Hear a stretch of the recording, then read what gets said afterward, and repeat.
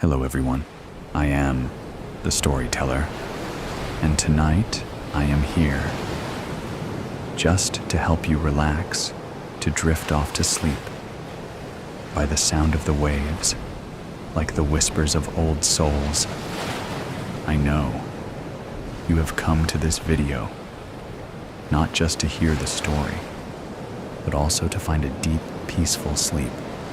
But before we begin, please gently like the video and subscribe to the channel so I can continue to tell you strange stories under the dim moonlight. Where are you from? And what time is it where you live? Just relax. Let your body relax. Put all your worries down by your pillow. Let me take you into a world of mysteries where the wind and the waves mingle, and unsolved mysteries are waiting to be told. Are you ready? Runaway Bride. Hopping onto a random train in the middle of the night was not the best idea Elise ever had. Not her worst, but a close second to when she was 13 and slept in the library overnight, only to wake up surrounded by cleaning pixies, surrounded by luggage and the smell of old clothes. She shifts her legs to avoid having them fall asleep before the train reaches the next stop. In other carts, there are no doubt people dining and laughing with glasses of champagne in their hands.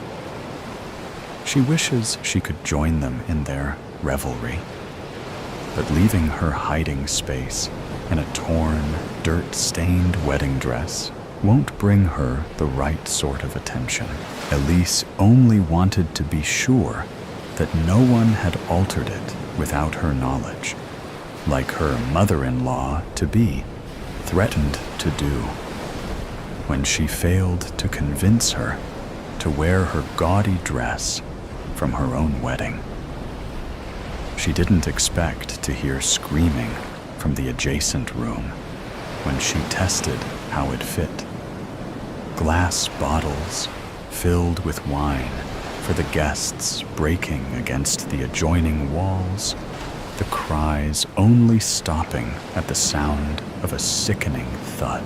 Her groom's voice only relieved her for a moment before she heard it discuss where to dispose of the body. She acted on instinct, opening a window and running until she found the train ready to depart. Tears come unbidden after what feels like centuries, thinking of only escape and surviving. Her plans of marrying the man of her dreams are now as broken as her heart. Her eyes grow heavy after her sorrow drains her of tears that further stained her once beautiful white gown. Not even the pain in her blooded feet could keep her awake as adrenaline faded from her body, replaced with exhaustion. Time passes her by as she slept, leaving her ignorant to the moment when the train stops and she's no longer alone. Someone large and strong grabs her, pulling her forward to the point where she nearly falls.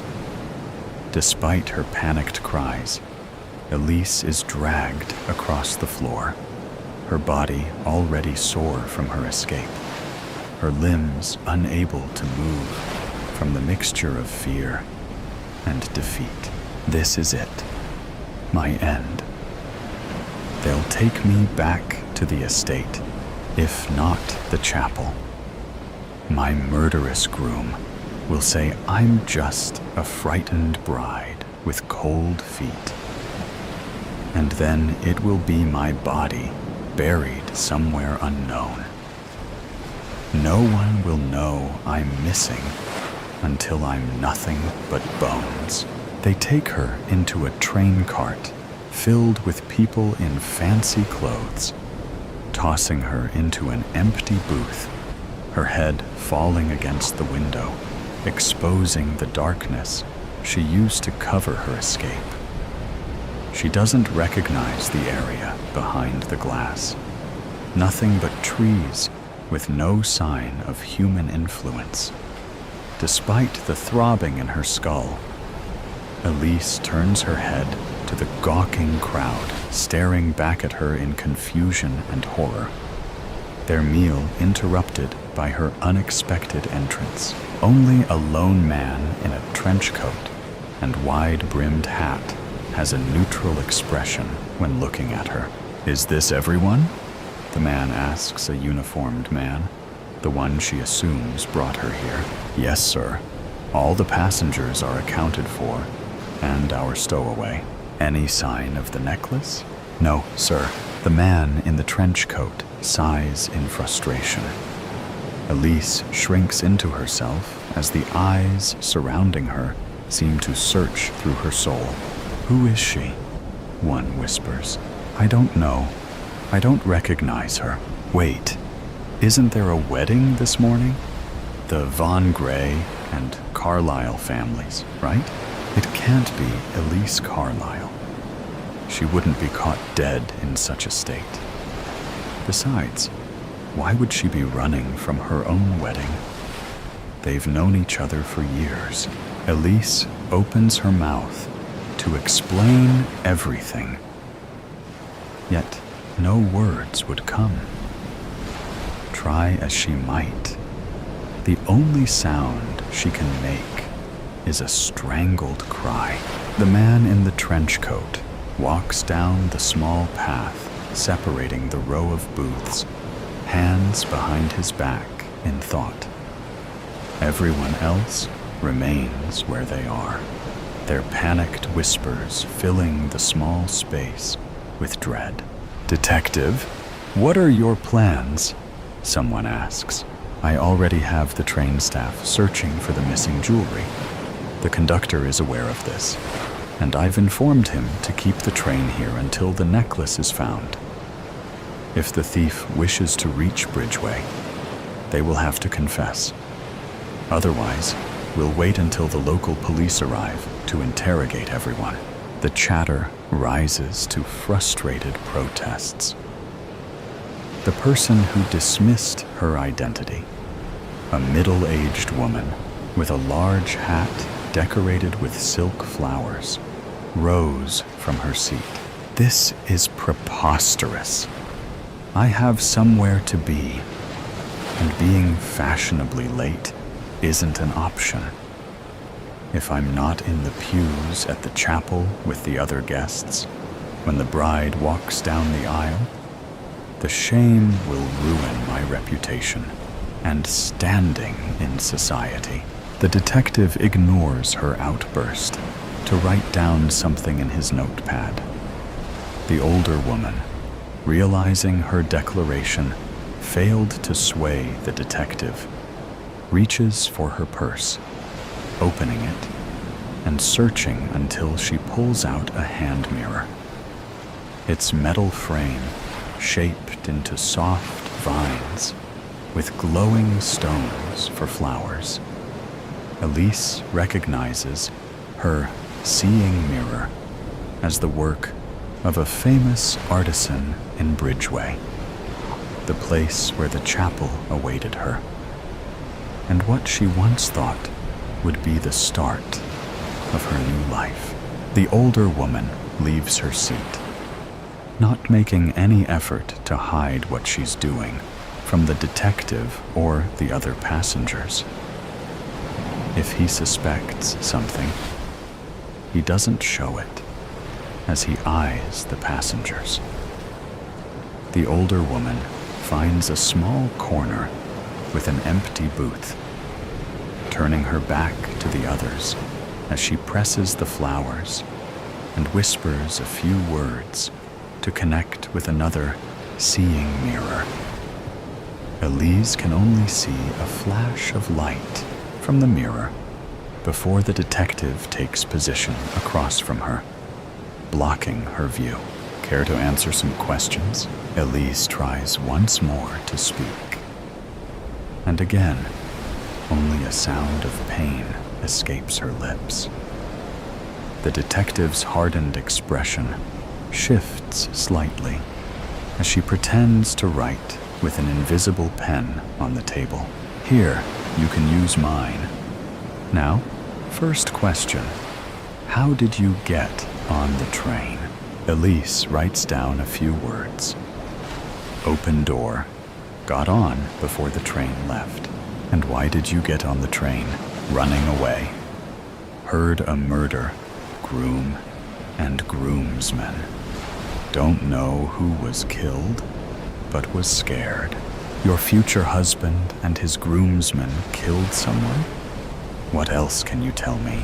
Screaming, fighting, glass shattering, silence. Then groom says they need to hide the body.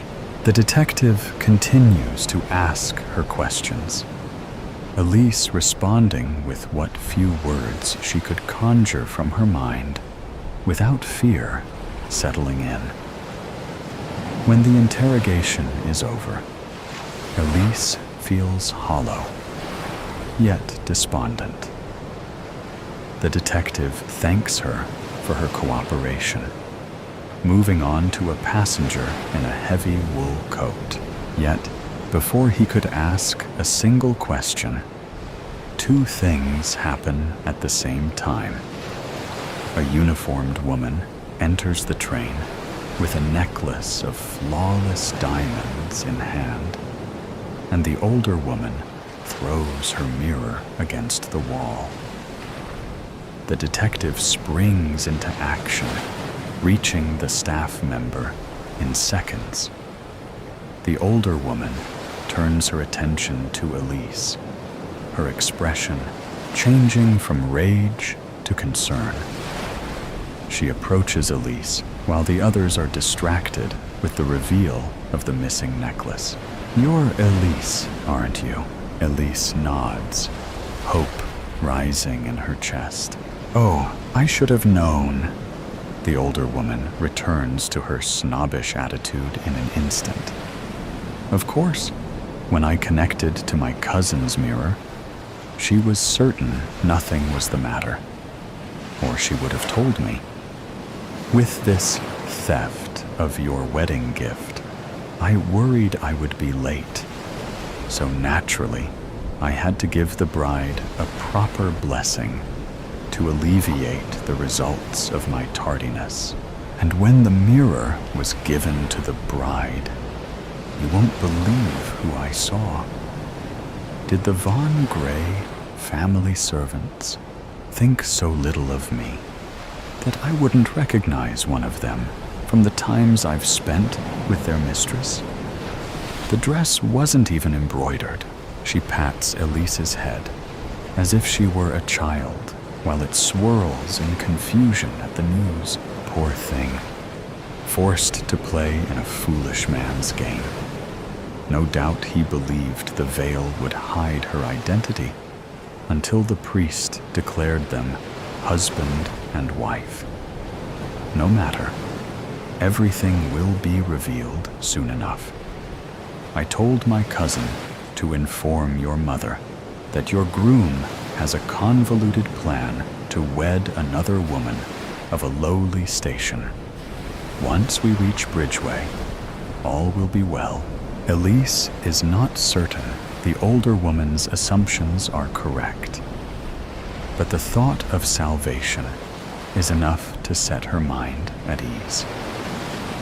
Once the train resumes its journey, the passengers return to a modicum of normalcy, talking about mundane things as they ate their now cold food.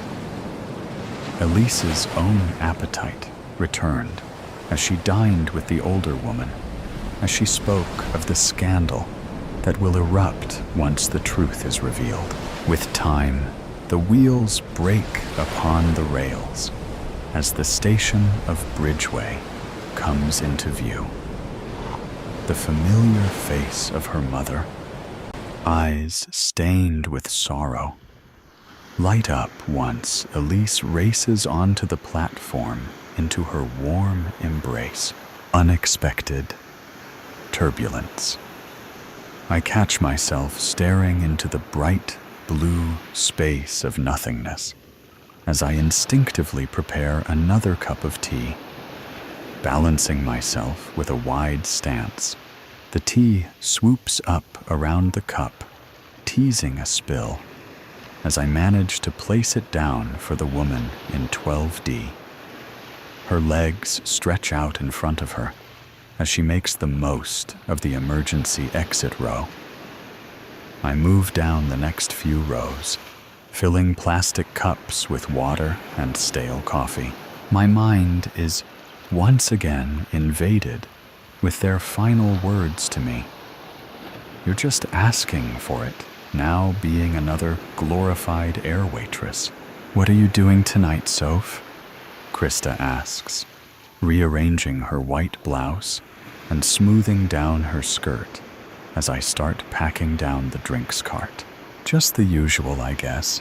Wow, look at you spicing things up, she mocks, adjusting the pink scarf around her neck with perfectly manicured hands. The usual means I will be performing the same overnight trip routine of gym, jog around the city, order in cheap hotel food, and read a book. I once defied my better judgment and went out with Krista, but ended up having a panic attack in the bathroom. One of the guys at the bar had slipped an arm around my waist, and the touch of a stranger set off every warning sign in my body. I opted to get the next round of margaritas after pulling myself together, and my head didn't hit the hotel pillow until 3 a.m., before my alarm woke me up an hour later. The sunlight at this altitude is unforgiving on hungover eyes. So who are you planning on staying up with all night? I tease. Okay, so you remember how I told you about Matt? I hardly remember any of her friends' names, but I nod anyway. So he's in town and has invited over a couple of his friends from work. We are going to start at Gin Palace. You remember that cute place, right? Hidden door in the alleyway, a few lanes down from the hotel, bookcases on the wall, house music, and those huge wine glasses I like, but with all different types of fancy gin and tonics. With my back to her, as I stow away the trolley, I realize she's waiting for my confirmation. Oh yeah, I remember. Nice place. Unbothered by my obvious lack of interest, she continues. Anyway, we are starting there, and then we're trying a new spot nearby. Apparently, one of his friends knows a club that is all completely glow in the dark, and she's cut off by the sound of the seatbelt light turning on as the captain announces we are likely to experience turbulence. Our cabin manager signals us to make our way down the aisle to ensure everyone follows the instructions, stopping to help a mother of two buckle up her sticky-looking toddlers. I think about Krista and how she is so open to new experiences and people. I can already imagine how her night is going to go. She will greet her friends with a big smile, and they'll cheers to having a fun night ahead. They'll share laughs, gossip, travel experiences, and talk like they've known each other for years. She has that effect on people, myself included. A commotion seems to be happening down the back of the plane, but it doesn't sound unusual. It's probably another disgruntled passenger complaining about being restrained by the seatbelt sign. Sounds like another safety rebellion happening. I joke quietly as I meet Krista in the center of the cabin. Actually, it's some fancy businessman with an accent complaining he was assigned the wrong seat. She rolls her eyes.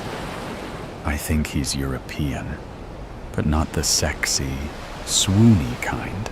My stomach drops from the mention of an accented businessman. I swallow the wave of anxiety and force a sarcastic smile. If only more swoony European tourists came here for holidays, hey? Well, I wouldn't be hanging out with Matt and his friends tonight. I'll tell you that. She quips. We're about 30 minutes from touchdown and about to prepare the cabin for landing. It has been a relatively easy flight. Everyone in my section seems content, and the disgruntled man appears to have quietened down. Our cabin manager approaches Krista and I. She asks us to continue scanning the rows further down while she checks in with the captain. The turbulence is almost unnoticeable as I walk toward the back of the plane, but I sense a few nervous flyers and reassure them it's okay. We're not far from our destination. Then I see him sitting in the aisle seat, second row from the back. Cold gray eyes stare right through me. His mouth curls into a tight, malicious grin. A sudden drop of the aircraft challenges my balance, and I grab onto the nearest headrest to steady myself. Apologizing to no one in particular, I turn around in disbelief. Looking over my shoulder, I check if it's just a cruel trick of my subconscious. The seat is empty. Terror begins to smother my body, and I feel my hands tremble. His face has haunted me before. I've seen him in train stations, in busy restaurants, and on crowded flights like today. I'm almost used to his memory penetrating my reality. I remind myself again that it won't be real, and my mind is playing tricks. A few confused faces bring me back, and I straighten up before retreating to the front of the plane. Pulling the curtain across behind me, I start to feel my throat close up. It's not real. He's not here. I was just imagining it. My hand is gripping my chest, as if to stop my heart from bursting out of me. The lavatory door is opened, then locked on the other side of the thin material, separating the passengers, oblivious to my silent distress. Calming my breaths to a steadier rhythm, I squeeze my elbows onto the small bench space in front of me and let my head fall into my hands. I sense I am no longer alone. The uniform suits you. Now I'm hearing things. My insides turn, and I feel vomit fighting its way up. You don't have to be shy. I know it's been a while. His words are thick with Syra, and an accent I haven't heard in over a year. My nose twitches as his cologne inches closer, infiltrating my airways with unbearable familiarity. Definitely real. I've missed you, he says casually, as if we are two old friends I desperately will for Krista or another attendant to interrupt the reunion, but I remain compromised. He's dangerous. I know this. A plane full of bystanders and a small crew of staff. What is he willing to risk? Before I am able to answer my own thoughts, I feel a cool touch to my lower back, and I stiffen. The hairs on my neck snap out like razor blades, and my blood turns to ice. Why won't you look at me, my dear? As his hand slides further up my back, I'm screaming for help, but no sound is leaving my mouth. I'm launching my knee into his ribs, but my legs are stuck in place. I'm reaching for the intercom, but my hands are locked together on my chest. A jolt knocks us both off our balance, and I'm able to swing out of his touch, only to find us face to face. He's shorter than I remember. Silver flecks scatter the sides of his thinning hair. He's even uglier than I remember. Sir, you can't be back here. Krista drifts past the curtain and pauses in between us. Get back to your seat now, please. Of course, my dear. Pausing to smirk before he exits. Are you okay? You look like you've just seen a dead body. Krista's face is filled with concern. I bite my tongue before responding with, I wish I had, and let her know I'm fine, just a little shaken from the bumpy ride. Oh, really? I can hardly feel a thing. She moves over to the CID's system and sets the lavatory lights to red. We'll be descending soon. I straighten up my blouse and pat under my eyes to make sure any signs of horror are blurred into my smooth, professional mask. So did Mr. Fancy Pants think he'd find his seat up here? What? I can hardly hear her over the ringing in my eardrums. The European guy with the accent. Was he pestering you about his seat? Oh, I force an eye roll. He just came too far up looking for the bathroom. Well, you'd think he's a regular flyer with that attitude. Wouldn't he know where the lavatories are on these planes by now? I shrug and move past her, pretending to be busy conducting final checks on the food and beverage lockers. Krista announces the instructions for our descent across the cabin intercom, then turns to me. I'm just going to do a final rubbish collection and seat check. You want to just wait here? You look a little pale. Yeah, if you don't mind. Thanks. I move to open up the jump seat and begin to strap myself in. Damn, I mutter. I forgot to pull back the curtain. My hands are still shaky from the monster behind it. I begin to release the seat belt and stand up, taking a deep breath in before I reach up for a handful of fabric. But a hand grabs mine first. My weight is suddenly whipped out from underneath me, and I'm falling. A wicked crack erupts from behind my ears. I can feel something warm and wet trickle down my back. You thought you could run away, and I would forget about you? He's hovering over me. Did anyone hear me fall? Bringing his slimy fingers to my face, he strokes my cheek. Paralyzed. I'm trying to run in a bad dream, but my legs won't move faster than a walk.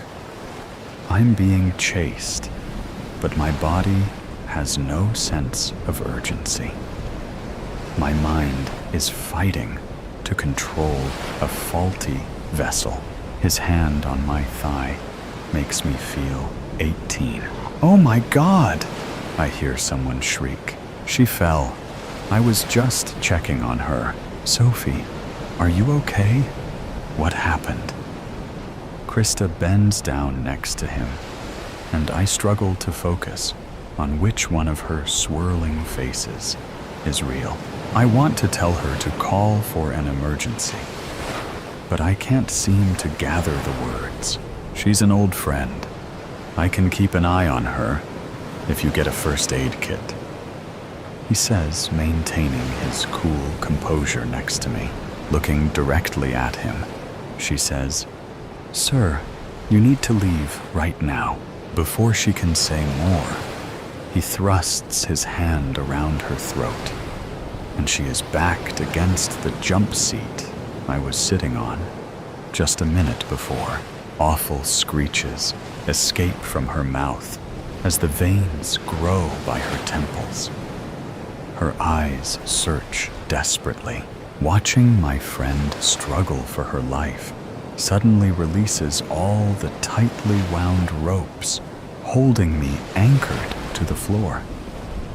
My hand reaches for the nearest cupboard, and a coffee pot extends from my arm and cracks down on his skull. I hit him again and again and again. "Soph," she croaks. "Sophie," Krista pleads, struggling to pull herself up from the ground. He is silent, snapping back to my sense of self. I realize what I've done. The coffee pot drops from my hand, and a few wet drops slide off my face with it. "We need a doctor. Is anyone a doctor?" I yell, and hear the gasps echo down the aircraft. I was fresh out of high school and approaching my move-out date assigned by my parents when I started working. It was said to be the best restaurant in town. We had regular guests from all over the world who stayed in the hotel above. I didn't notice it at first, how I was always rostered on the section of mostly dinner for once. I received generous tips and learned about the different places they were all from. I enjoyed being praised for my efforts and attentiveness during the meal. The mostly male and outspoken staff generally left me alone, which suited me just fine.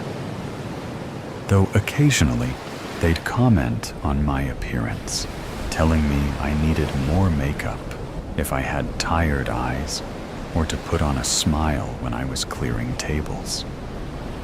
The manager would joke about my tight ass and even grabbed it once to check the merchandise in front of the kitchen crew.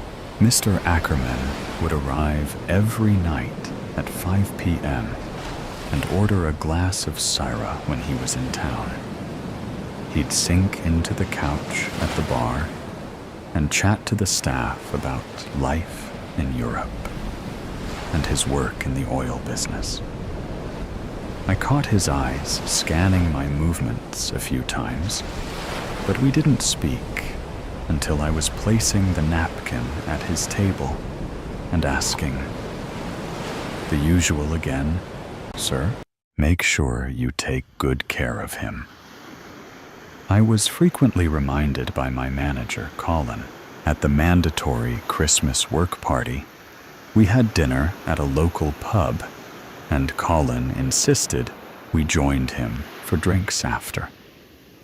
Once a girl refused these nights out drinking, and she shortly had her hours cut and tips reduced until she had no choice but to quit. At the bar, we ran into some of our regulars. Mr. Ackerman seemed pleased to see us and eyed my black dress thoroughly before delivering a sharp wink. "You should go chat with him. Keep up the good service, you know. My manager instructed with a pat on the ass, a glass of wine in hand. Courtesy of the man next to me, I sat there, struggling to answer the questions over the blasting music. I noticed how misplaced Mr. Ackerman was in his business casual attire, surrounded by partying patrons, 10 or 20 years his junior. "Sorry, I didn't hear you." I leaned into his side ever so slightly, struggling to keep any distance between us. His hand slid around my thigh in response. "I'll miss seeing you when I go back home." "I'm sure you'll be fine." There were flowers in my locker the following week, and a note saying he looked forward to seeing me again. I tried talking to Colin about how it made me uncomfortable and thought it was unprofessional. "Sophie, this is professional. You're making connections and bringing in regular money. Keep up the excellent work." He checked in a month later and greeted me with 3 kisses on the cheek during a busy service. I wanted to run. I wanted to wash his touch off in a scorching shower. Instead, I smiled and continued serving overpriced glasses of champagne. Then came dinner. Colin called me before my shift, asking me to wear the same black dress from the Christmas party. "It's a formal kind of occasion tonight. We need to be on an extra level."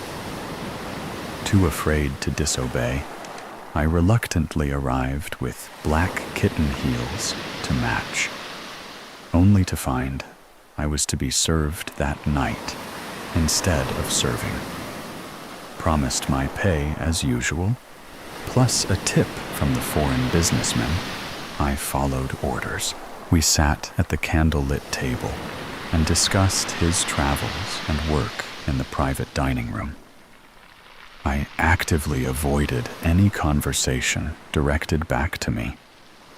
A package with a silver bow was placed between us when the plates were cleared. "For you, my dear." I carefully unwrapped it to find an expensive-looking perfume. Only the best for my favorite girl. I don't know what to say. Forcing a smile, which ached my entire face. "Say nothing," he whispered, pulling my hand toward him before placing his lips on my skin. I resisted every urge to whip it away and smack his jaw, but I felt another pair of eyes on me. I glanced over to the room door to find my manager peering in, nodding in approval. Everyone knew. They all played a part in it. They helped print letters, deliver flowers, and even gave him my phone number. I was a pawn in their game.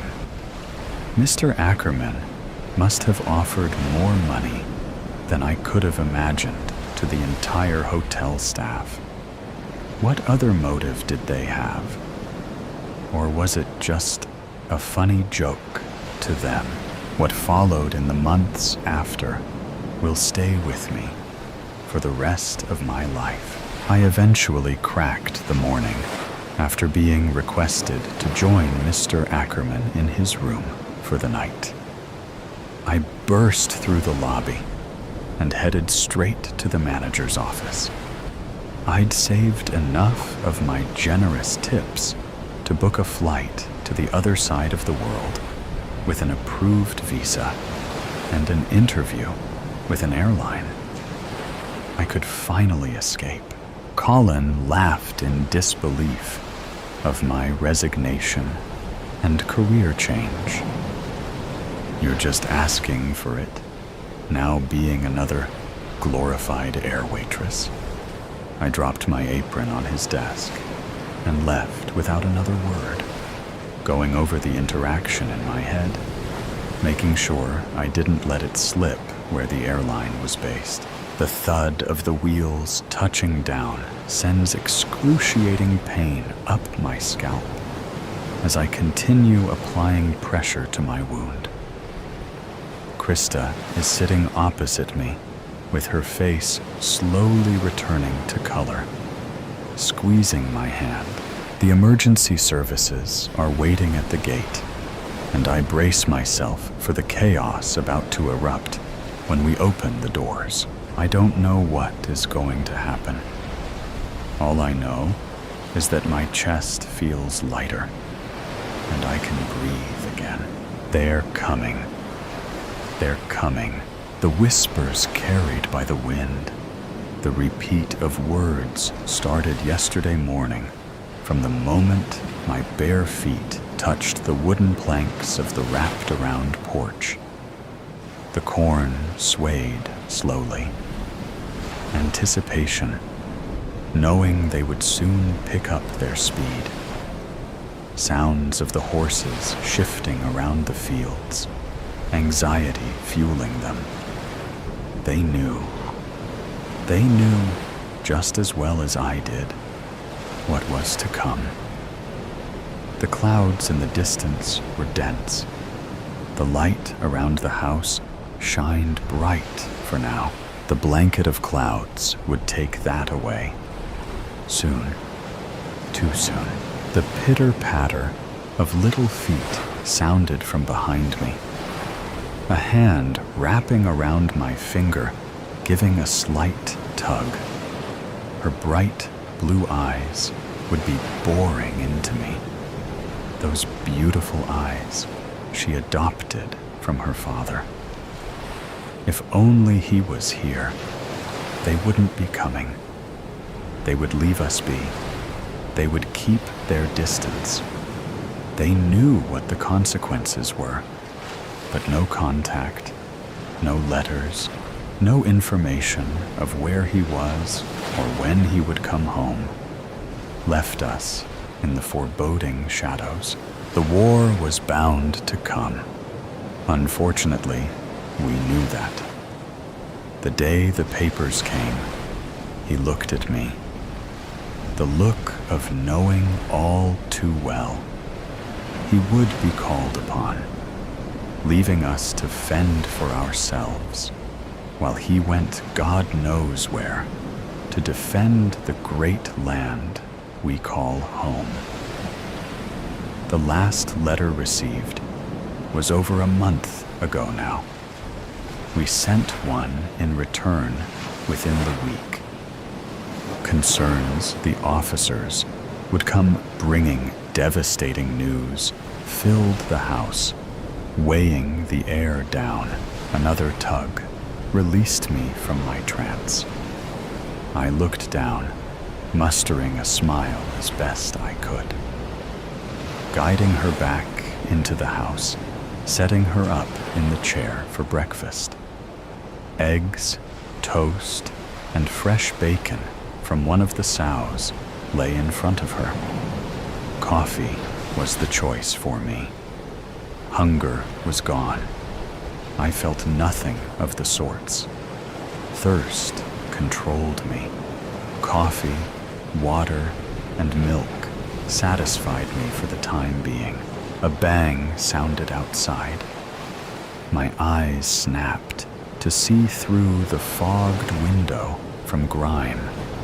Something else to add to my list of things to do. The dust and dirt picking up from the fields created a layer. A goat was taking time to practice butting again, lining up to go again with one of the poles surrounding them. The clouds were closer. Too much to do before they would be here. Too little time. Another tug. This time, my dress. I felt the hole in the side tear a little bit more. Another thing to fix around this place. I turned. Her shoes were on her feet, and mine were in her hands. The plate behind her was polished off, and the cup with remnants of milk sat beside it. Her head cocked to the side. A nod returned. Sliding my feet into my boots, we headed out to accomplish the never-ending tasks plaguing us. Night fell quickly, and the clouds were almost here. By morning, they would be on top of us. The sounds of the restless animals in the barn through the open window next to my bed. Creaks of the old house moving with the wind called out in various parts. The nerves, the knowing of what's coming, getting to me, all while she slept peacefully in her bed. No worries in the world, aside from making sure the animals were happy, and her father was okay. The adolescent hopes and dreams occupying her mind. Mine was screaming at me. Too many thoughts, too many fears, all flicking through, ready to explode out. The hope of tea helping the pain and pressure, all while it did nothing at all. It usually did not. But I lived by it, as my mother had too. Lessons she taught me, guided me quite frequently. That being just one of them. They're coming. I shuddered with the wind as it brought that news. Constant reminders. I wanted to scream out. I know all too well. Instead, I stayed quiet, fighting to go to sleep to earn some peace. Peace would not come, however. My dreams would be filled with thoughts of them coming. My husband, my child not getting everything they need. The idea of peace is just that. An idea, a hope. There was none for me. The sounds were pounding by the time my eyes opened. Light barely came through the windows. The clouds were here, and so was the shadow. My feet pounded, carrying me out onto the porch. The corn stalks now looked like they were laying down, the wind rearing its ugly face. They're coming, they're coming, they're coming. The words pounded into me. My eyes watered, dirt flying into them. I felt my way to the sink, rinsing them out as best I could. Turning, she was behind me again, head cocked to the side. Quickly fixing oatmeal, she ate while I worried. Opting to give her time off today, I set her up with her favorite things in the living room. Not before getting her dressed in her Sunday best. No hair out of place, and a bow matching her shoes. The wind howled outside. They're coming, quickly. I needed to get everything done, quickly. Forgetting my shoes, I headed to the barn, multitasking, not without dropping things. The grime now covered me, just as it did the windows. Hurry, you must hurry. Stepping out of the barn, a cloud of dust was nearing. Pounding of horseshoes coming down the way, carried with the wind, just as the words did. They're coming, minutes, a matter of minutes, and they would be here. The dust rounded the drive at the far end of the field. My feet ran me into the house and to the bathroom. Grabbing a cloth, I wet it down and scrubbed at my flesh. The grime coming off. Slowly, it felt. I was running out of time. Finally, getting the last mark off, I put my Sunday best on, running my fingers through my hair. Standing in the doorway, she was beside me, watching the cloud of dust get closer. They're coming. The wind howled again. They're coming. The day Los Angeles. Changed. Sophia's spoon clinked against porcelain as she stirred her tea, the sound barely audible beneath the morning bustle of the morning brew. Outside the window, autumn painted the small town of San Bernardino in shades of amber and gold. So different from Los Angeles, where even fall seemed reluctant to interrupt the city's relentless energy. "You're stirring that tea to death," her mother observed, eyes crinkling with gentle humor. "Still not sleeping well?" Sophia looked up, caught in the act. Serenity Williams had always possessed an uncanny ability to read her daughter, even as cancer steadily claimed her strength. Today was a good day.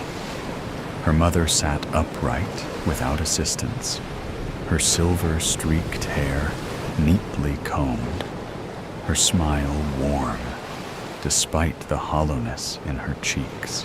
"Claire's having nightmares again," Sophia admitted. "And Mark's firm is restructuring, which means longer hours. I'm not sure this was the right time to visit, even for a weekend." Serenity reached across the table, her hand light but steady as it covered Sophia's. "There's never a perfect time for anything important. You're here now. That's what matters." The cafe hummed around them, baristas calling out orders, the espresso machine hissing, customers tapping away at their laptops or scrolling through their phones. On a wall-mounted television, the morning news rolled through its predictable cycle. Political tensions, economic forecasts, celebrity gossip. The scent of fresh coffee and baked goods wrapped around them like a familiar blanket.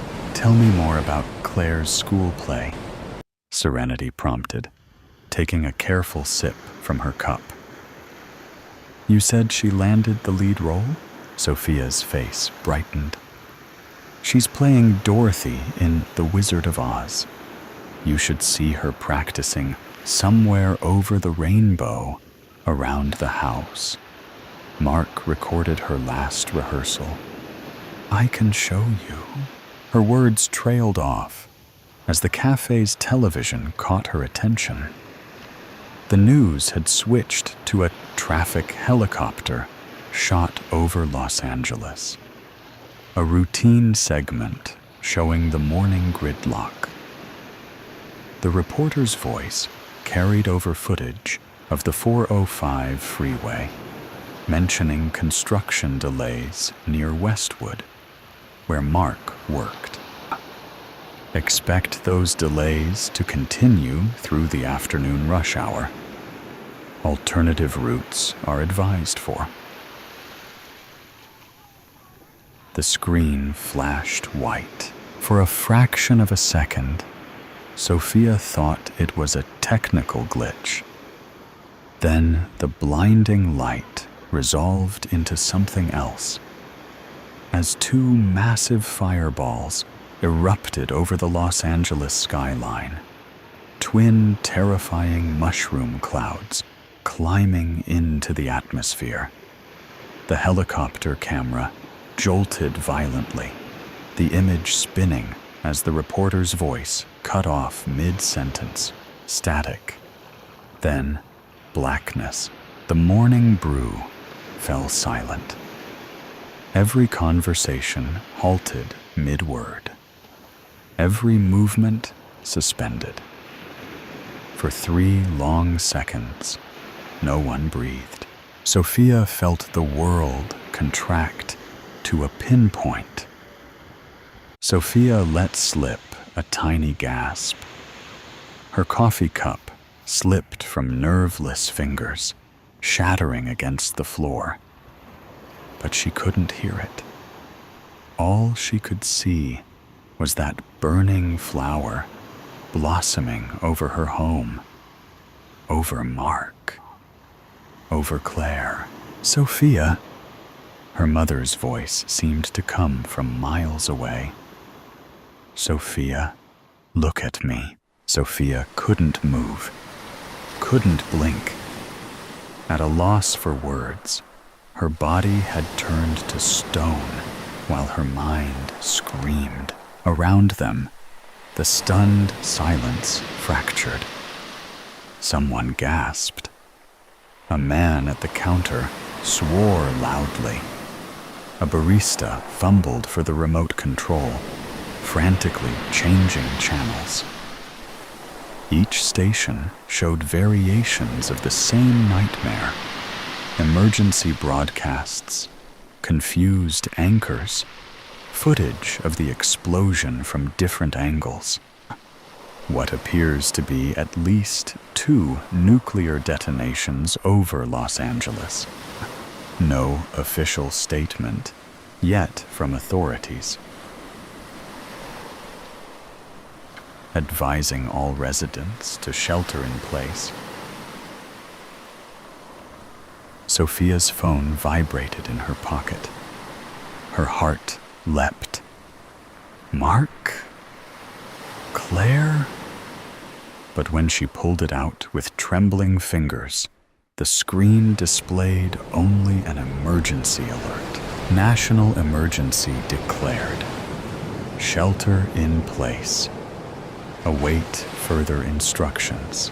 She stared at the message, its cold, bureaucratic tone at odds with the catastrophe unfolding. Desperately, she tried calling Mark's number. Nothing. She tried Claire's phone. Nothing again. Each attempt met with the same automated message. All circuits are currently busy. Please try your call again later. That sterile, mechanical voice seemed to mock her panic. All circuits busy. As if this were just another holiday, with too many calls being placed at once. As if her world hadn't just collapsed into ash.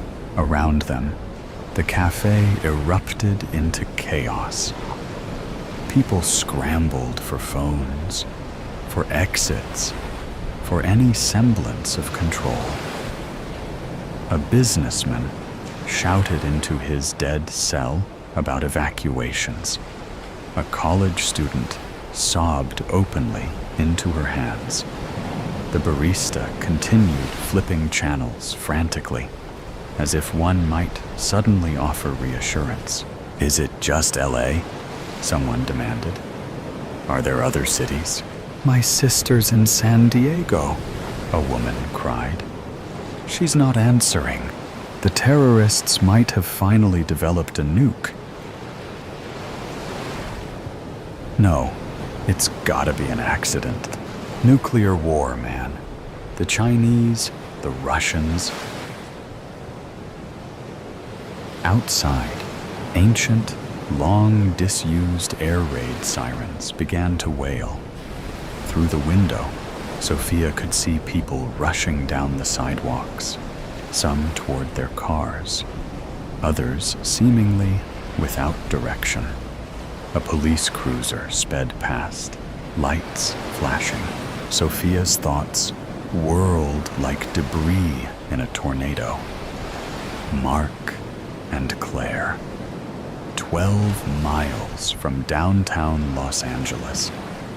Was that close enough to the blasts? Had Mark gotten to Claire's school in time? Were they trying to leave the city or shelter in place?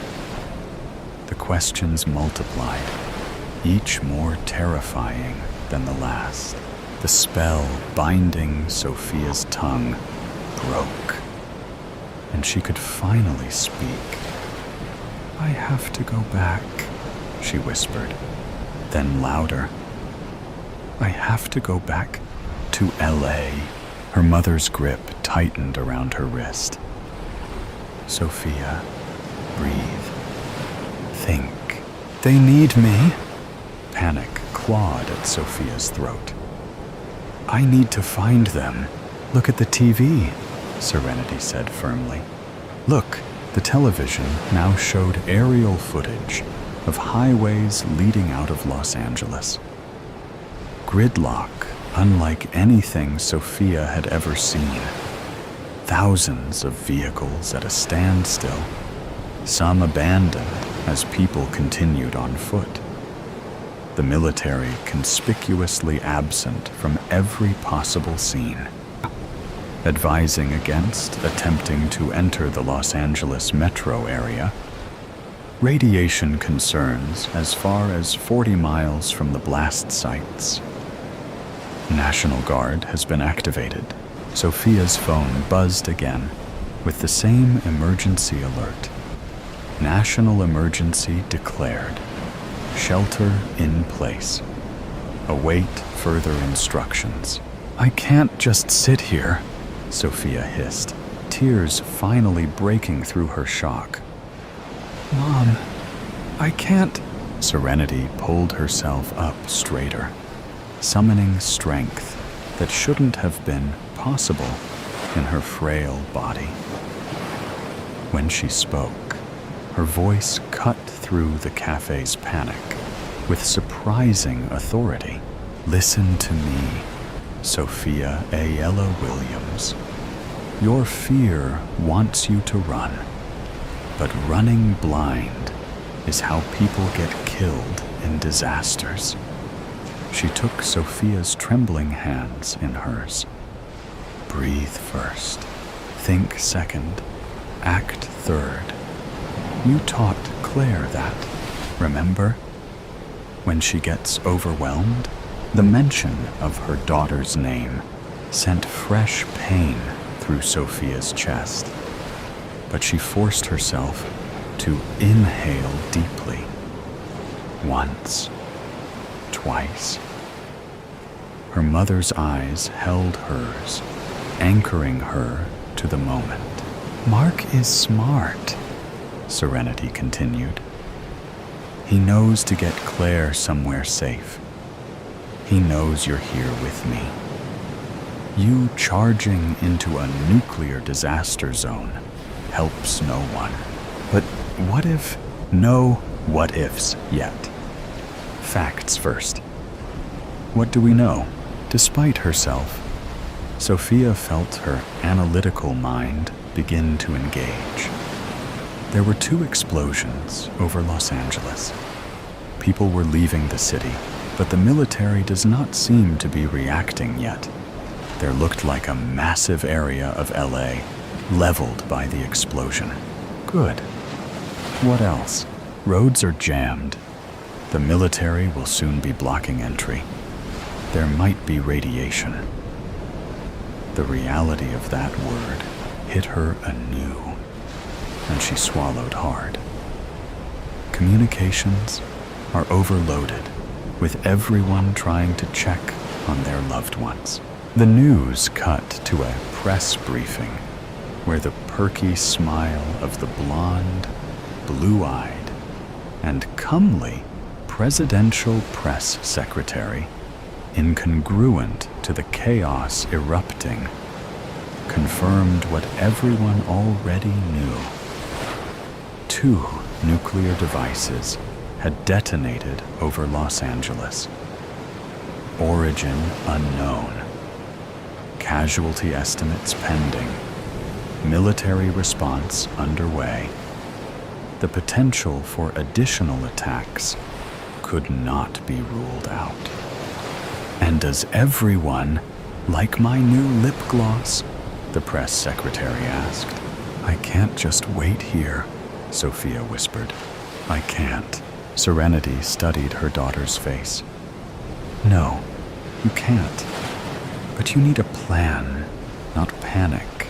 For the next hour, as the world unraveled around them, Sophia and her mother remained at their table. The cafe transformed into an impromptu crisis center for the customers. The owner turned up the television volume, distributed free coffee, and allowed people to charge phones on every available outlet. Information trickled in. The blasts had occurred over downtown Los Angeles. Early estimates suggested the devices were relatively small by nuclear standards. Tactical nukes, like the RSM-56 Bulava, rather than strategic nuclear weapons. But devastating nonetheless. Sophia tried every communication method she could think of. Calls, texts, emails, and social media messages.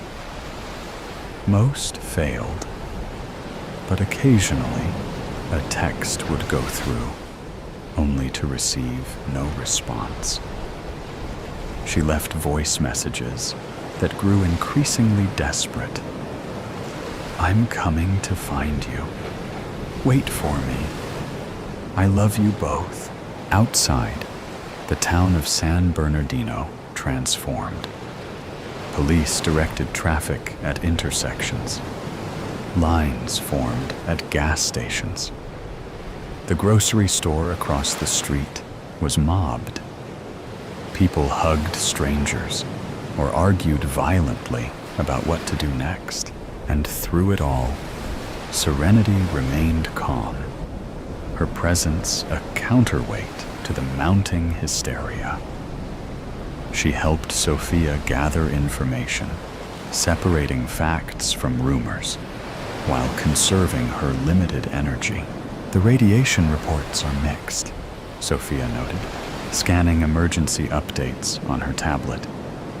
Some areas might be relatively safe, especially with proper precautions. And Mark knows this, Serenity reminded her. He'll get Claire to safety if he can. If he can. The words hung between them, unaddressed. By mid-afternoon, Sophia had made her decision.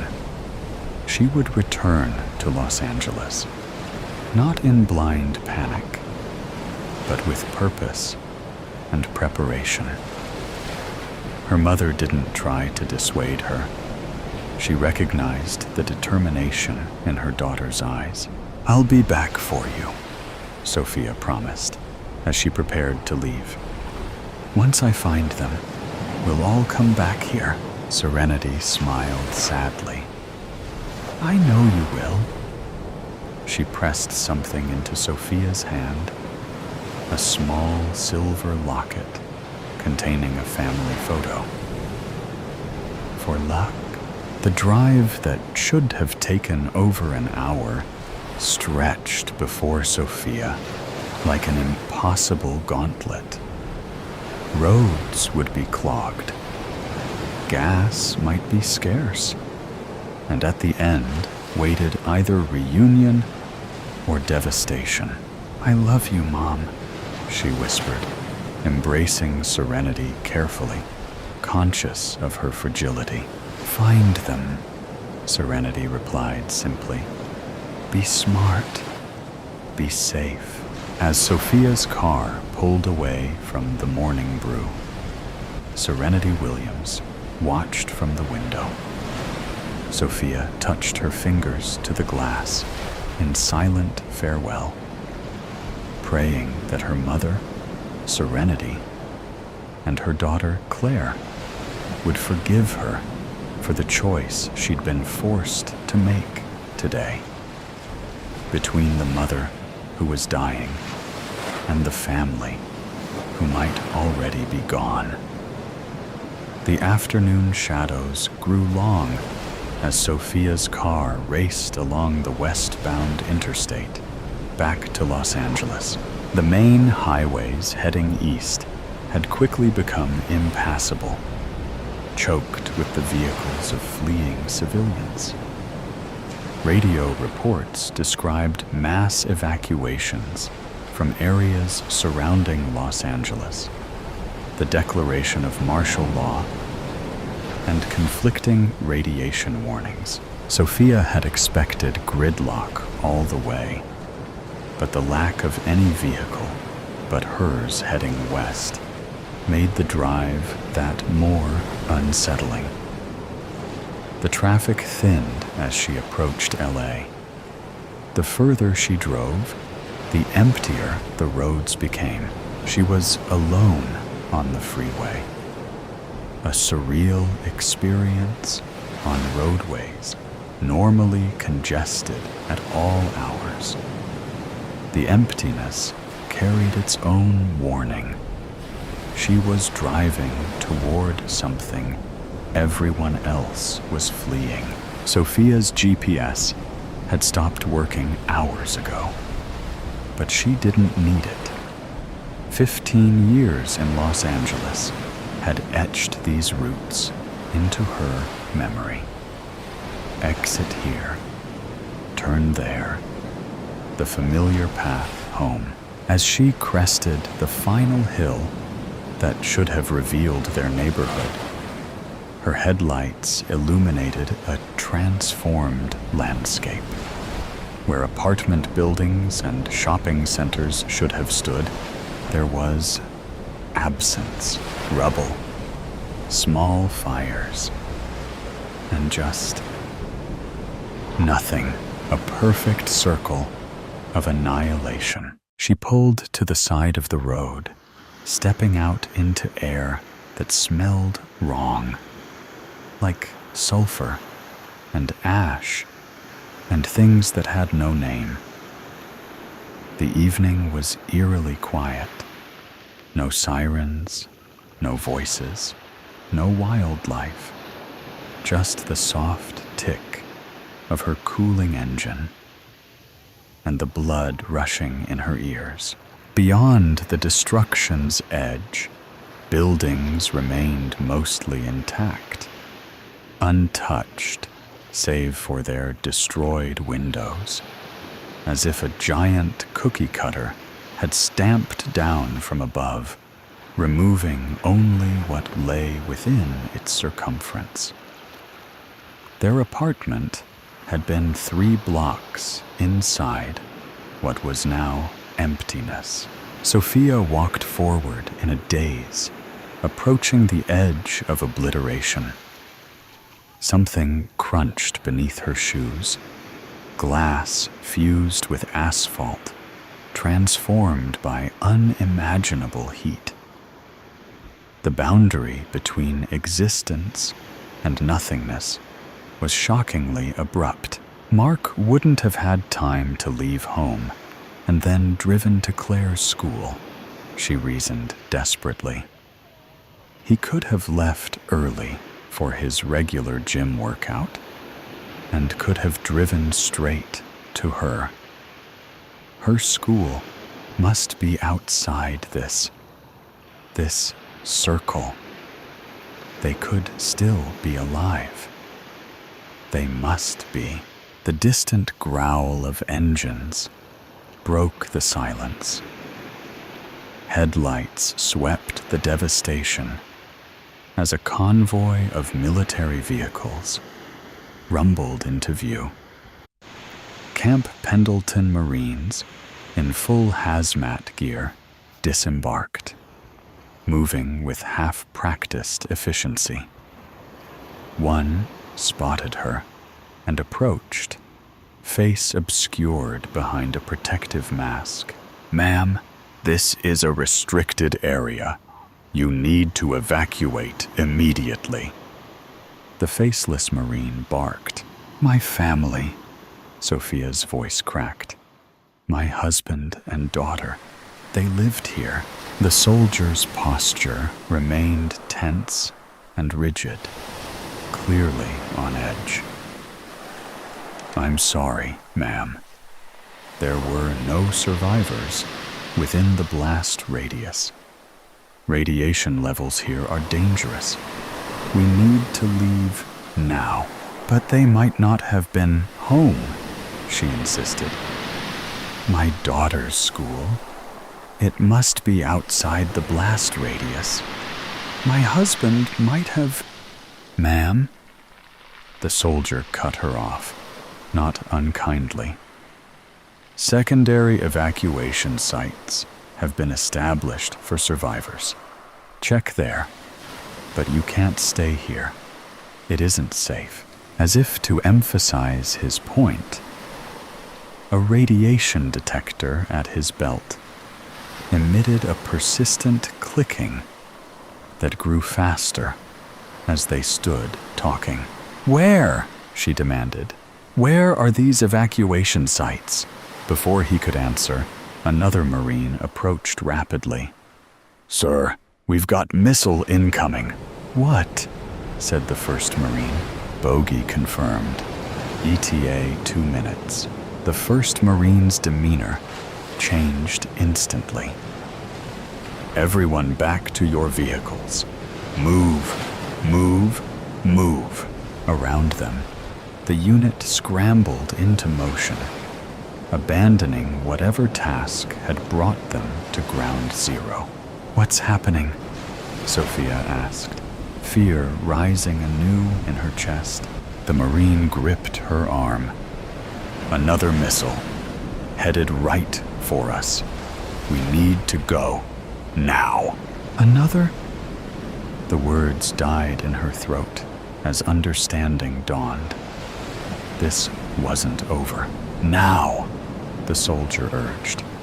Get in your car and drive east as fast as you can. Don't stop until you're at least 50 miles out. Sophia stumbled back toward her vehicle, moving on autopilot. As she reached for the door handle, some instinct made her look up. There, cutting across the darkening evening sky, was a thin, white line, like a shooting star, moving in slow motion. But unlike a shooting star, it wasn't arcing away. It was descending, the third, markedly larger missile coming to finish what the first two had started. Sophia stood frozen, again at a loss for words, with her hand still extended toward her car door. The Marine shouted something at her, but his words were lost in the strange silence that had enveloped her consciousness. She watched the white line grow brighter and tracked its inevitable path toward the ruined city, toward her. In that moment, Sophia understood with perfect clarity what her mother had tried to teach her that morning. Some forces were beyond human control. Some decisions led only to different versions of the same ending. She thought of Mark and Claire. Whether they had perished already, or had they survived only to face this missile. She thought of her mother, alone in San Bernardino, watching the news and knowing her daughter would never return. Sophia's hand dropped from the car door. The approaching missile reflected in her eyes as she tilted her face skyward. There would be no scream, no lamentation, no running from what had already been decided. There was only the overwhelming weight of understanding. The nightmare wasn't over. It was only beginning. Car radio. The silence is deafening. Finley stares at the empty slot where the radio should be. The hole in the center console mocks him. The engine roars and jumps to life. Finley laughs at the power and presses the gas pedal. The engine responds and races down the street. He sighs and shrugs off the silence. At least it's a nice car, he thinks to himself. Finley grips the steering wheel tighter and continues to drive.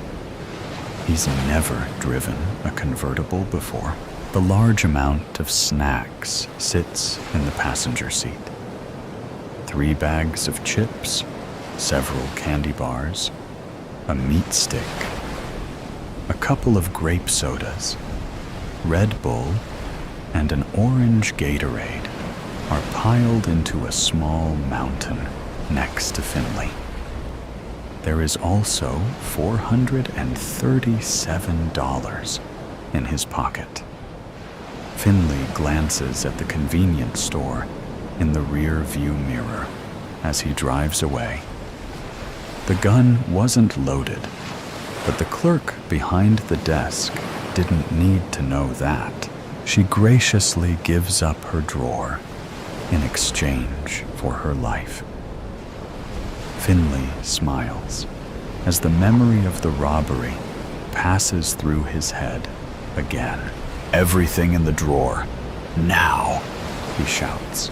The clerk cries, but nods in understanding and opens the register. Ding. This is much easier with a gun, thinks Finley.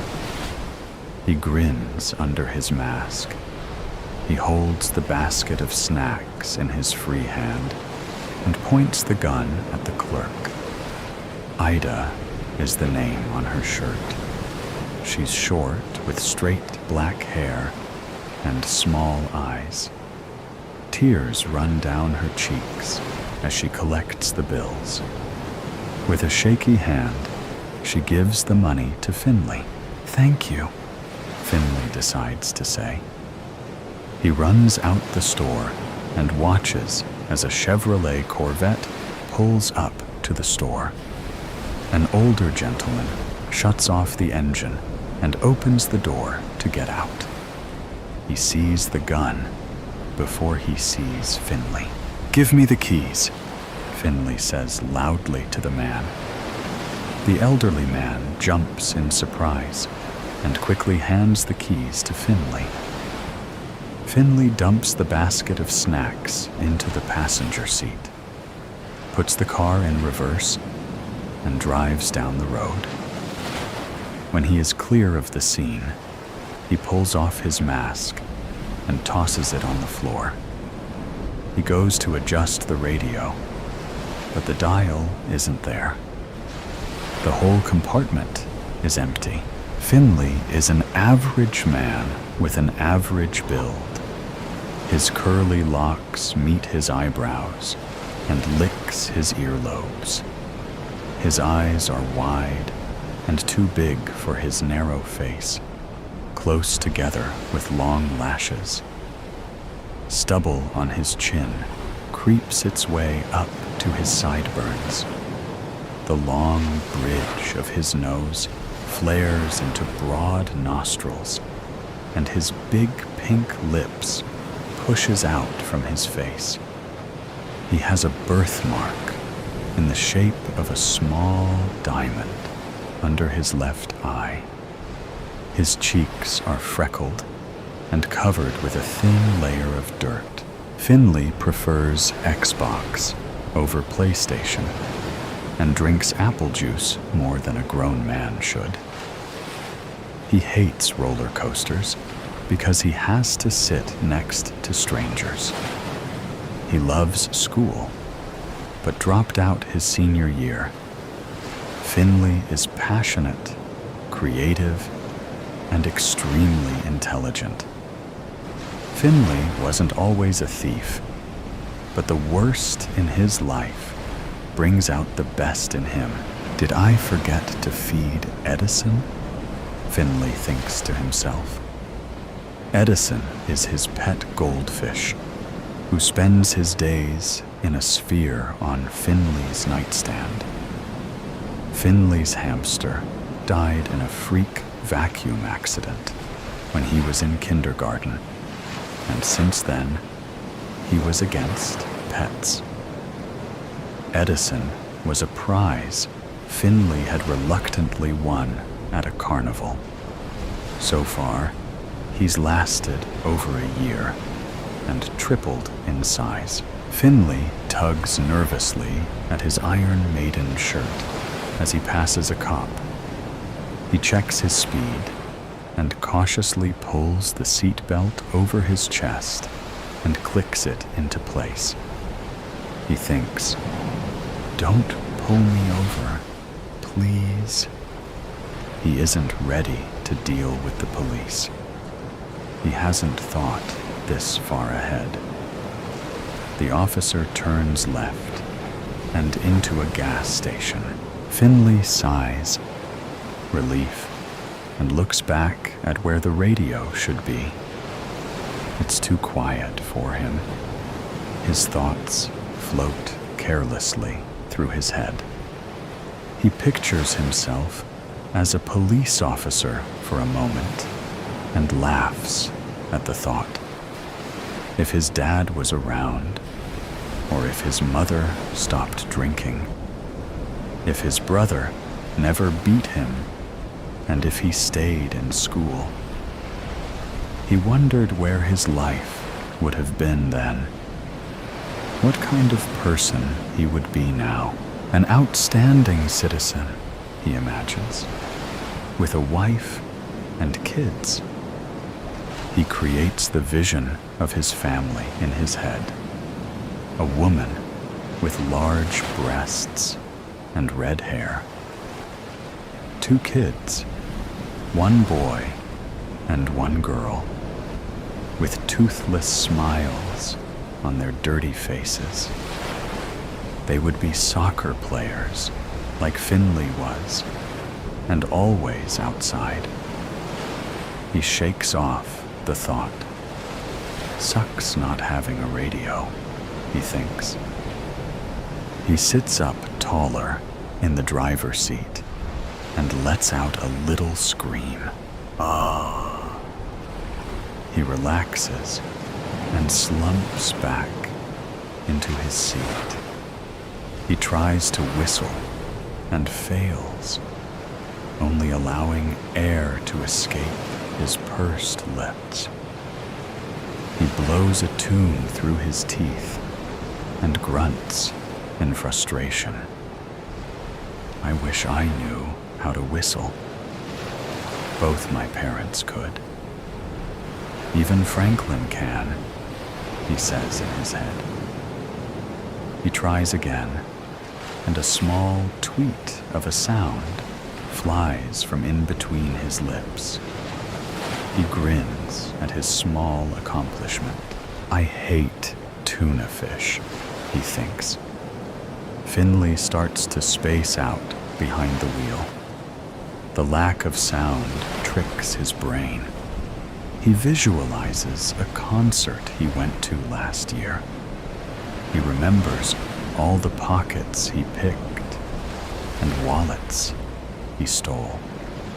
He made 5 times the amount of the cost of the tickets he paid for, but wasn't able to enjoy the concert properly. The songs of the band echoes throughout his mind. He taps the steering wheel to the beat of the song stuck in his head. He hums the melody. He looked back at the center console and sighed loudly. There wasn't even a clock. What time is it? He wondered. I should have stolen a watch. Or a car with a radio. The car was quiet. Even the purr of the engine was hushed. Everything is still, except the thoughts in Finley's head. He thinks about the graduation he never attended, the smell of his last girlfriend right before she walked out the door, the taste of sea salt ice cream and how it was superior to any other flavor. He pictures the last family photo they had together when times were good, how Franklin had his arm around him in a rare, loving embrace. It is loud in Finley's head, and there is no sound to hide behind. He groans and tries to shake off all his thoughts, clear his head. It's no use. The thoughts always come back, stronger and louder than before. He is going mad from the silence. I can pull the steering wheel. It would be easy to wreck such a nice car. The guardrail teases Finley. He envisions the crash in his head and plays out the scene slowly. The metal twisted around the body of the convertible, the popped wheel and broken windshield. He shakes off the thought and continues driving, now upset by the concept he created in his mind. He can't distract himself from himself. There was nothing to drown out his perception of his own ideations. He can't clear his head. He's trapped within himself. Finley screams and pulls the car over. The wheels spin angrily against the dirt on the shoulder. He bangs the steering wheel with a fist and groans. He hears the sound of sirens and looks in the mirror. He didn't notice the police officer that pulled a U-turn at the last intersection. He didn't see the car behind him getting closer and closer. He watches as a police officer steps out of his squad car and aims a gun at his Corvette. Now what? This isn't part of his plan. He licks his lips and glares at his new challenge. He throws the car into drive and slams on the gas pedal. The car lurches forward and spins wildly back on the road. The cop calls it in and drives after Finley. The two-lane road was barren. The twists and turns makes Finley feel he was back on a roller coaster without the strangers. The contents of his stomach sloshes around. Well, this is great. He wanders ahead, trying to come up with a plan. He didn't know these streets that well, and another police car pulls up alongside Finley. He kicks up the speed and lets out a yelp as the car responds. They race down the street. The sirens blare loudly. Finley watches as the police cars serve and drive around each other like synchronized swimmers after him. These guys are good, but not as good as me. I need to lose them. He thinks about car chase videos he's watched online and in movies. The bad guy always gets caught somehow, with some small mistake he plans to avoid. He turns down a dirt road quickly, but the cars behind don't falter and follow him. The dirt is slick on the wheels, and with the sharp turn, he flips the car. He curses himself as the car rolls into the ditch upside down. The The sound of scrapping metal pierces his ears. It's quiet for a moment as the dust settles. He wasn't going to get caught. Especially now, they will find out exactly how many people he's robbed. He isn't planning on going to jail. Edison would miss him. "Step out of the vehicle with your hands in the air," the officer shouts, spit flying out of his mouth. They were behind open car doors, ready for Finley to react. Finley's heart races as his hands went for the unloaded gun.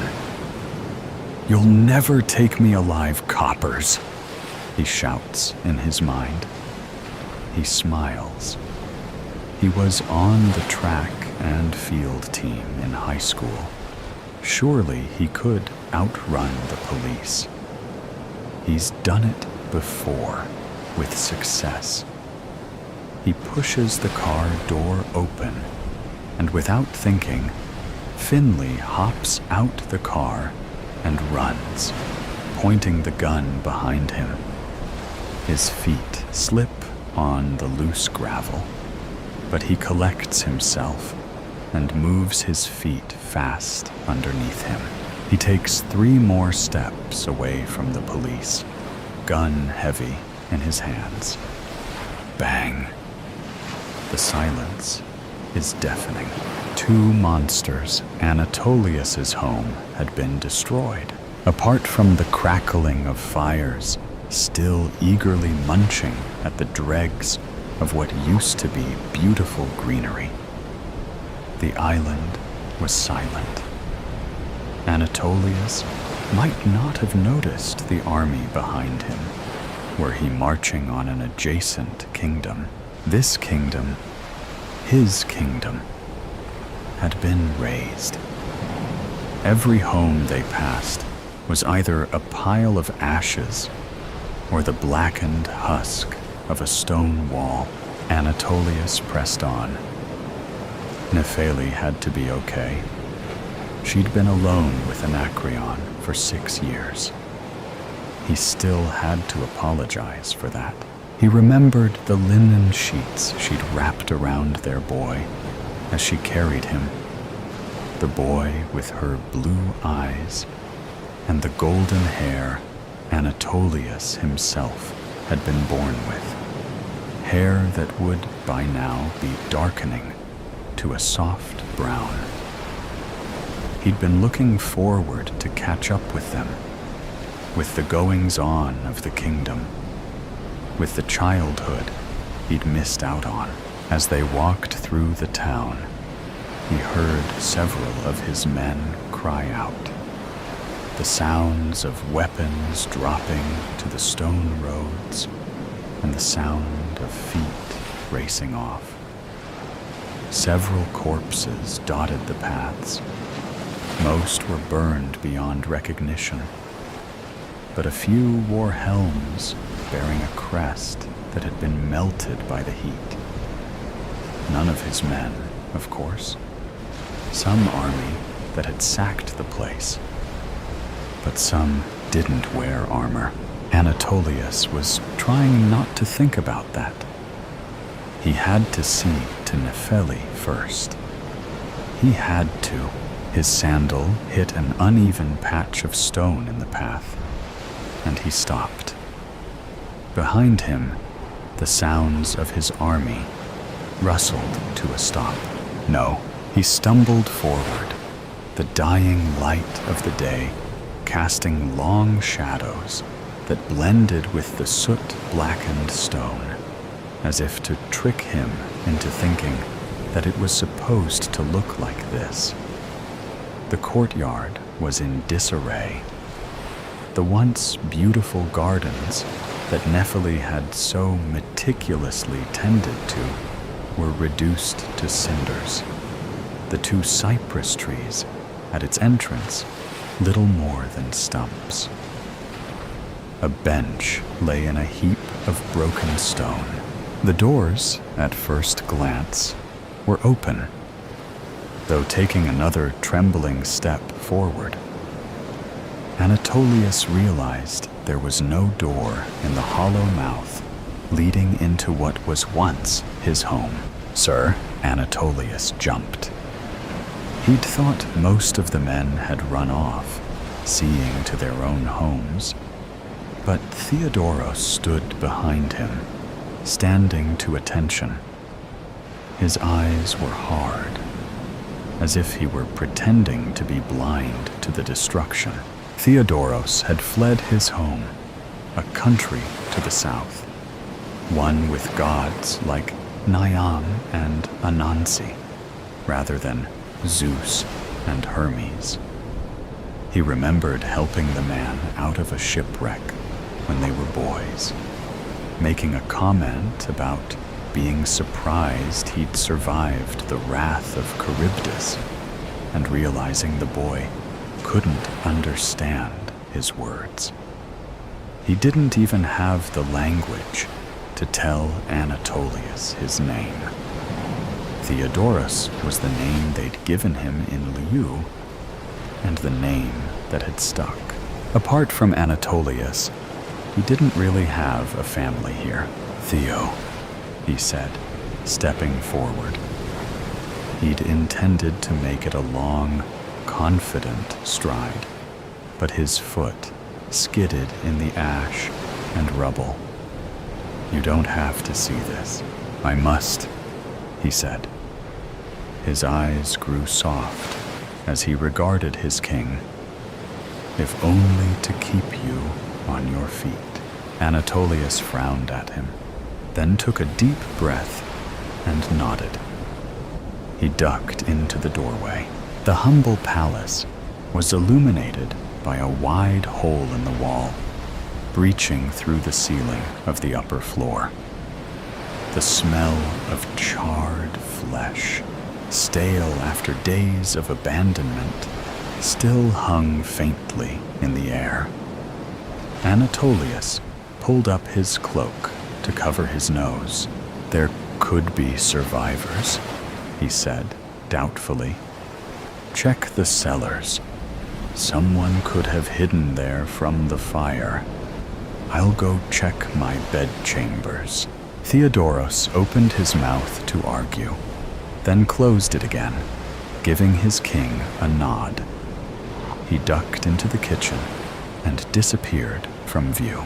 Anatolius put one foot on the bottom step, taking a deep breath to steel himself, regretting it immediately as the odors seemed to coagulate in his nostrils. He readjusted his cloak about his nose and headed up the stairs, dreading what he'd find at the top. They could still live, he tried to reassure himself. If they're not up here, Theo might find them in the cellar. Perhaps Anacreon was hiding between the wine barrels when they came. He paused on the steps. They? Who was they? The city had been burnt to the ground intentionally. There were dead soldiers among the townspeople. But who on earth would have this big a problem with him? He almost turned around to go find one of those dead soldiers and examine the corpse more thoroughly. But he shook his head and took another step up. "Don't distract yourself," as his words echoed in the still air. He froze. The sound of something rustling in the rooms overhead were distinct now. A scuttling of feet and fabric. Someone was here. One hand on the hilt of his xiphus, he charged up the stairs. It could be Nepheli, but it could be someone else entirely. He threw his shoulder through the remains of the door, barging into his rooms amid a shower of soot. He then froze. His chambers, now a single room with the walls burned or knocked over, were destroyed. He shook his head, refusing to let himself be distracted by the destruction, and turned to the bed. Their bed. His blood ran cold. Nepheli, thin and gaunt, staring at him in disbelief and fear, lay in the bed. At first, he thought she must be tied there, with how little she moved. But as she lifted her trembling hand, he realized she was simply too weak. With effort, she outstretched a finger to point at him. No, not at him. Behind him, he spun in one fluid motion, drawing his sword. Initially, he saw nothing but the darkened corner of the room, blackened by shadows and soot. Then a low, dark chuckle echoed, and two glowing pinpricks of red appeared from the void. And here I was, half expecting her to die before you arrived, said a smooth voice, a shape separating itself from the shadows and resolving into a strange figure. It stepped forward, some kind of humanoid relative of Chimera, Anatolius thought. Its legs were smooth, dark red, scaled things, talons clinking on the stone floor between the tattered remnants of a pelt, the long, thin end of a reptilian tail whipped around. The figure's face remained in shadow, apart from its eyes, but Anatolius could just make out the shape of their head, adorned with wicked horns that swept back and arched up into points like some cruel wave. "Who are you?" he demanded in horror. "Not what?"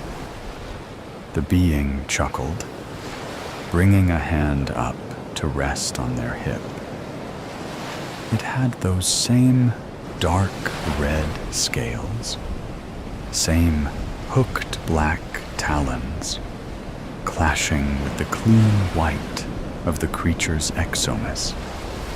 Most people ask me, what? I've had many of these conversations, King. Yet you're the first to ask after my identity first. I'll commend you on that. I know what you are. You're a monster. You brought your army here to destroy my people, and I will know why. Speak. The figure, infuriatingly, remained still. Another chuckle rumbling in their chest. Anatolius could practically hear Nepheli's bones vibrating as she trembled in fear or exhaustion, perhaps both. What had this thing done to her? "It's quite close to dark," they said, drawing his attention back. "Are you certain you want to strike now?" "What's that supposed to mean?" he shot back. One more dark chuckle. One more tremulous heartbeat. The sun was barely a blood-stained sliver cresting the windowsill. Then it was gone, the light dying from the room. The figure swept toward him. Only his reflexes saved him, his foot swinging out as he pivoted, trying to catch the creature unawares. The first thing Anatolius had learned in war was that a soldier's sword wasn't his only weapon. An instant later, he was staring at the ceiling through star-clouded eyes, wheezing for breath. The creature's tail tip unwound from his ankle, and the thing stepped over to look down at him, a silver grin cracking the violet dusk light. "You should have gotten her and gotten out," they said, and lunged down at him. Cat. Pain greeted him as he woke. Head muddled, he groaned, reaching up to rub at a crick in his neck. A hand grabbed his wrist, and he cursed under his breath. "That thing, let go!" The words, though attempted to be forceful, came out as a pained hiss.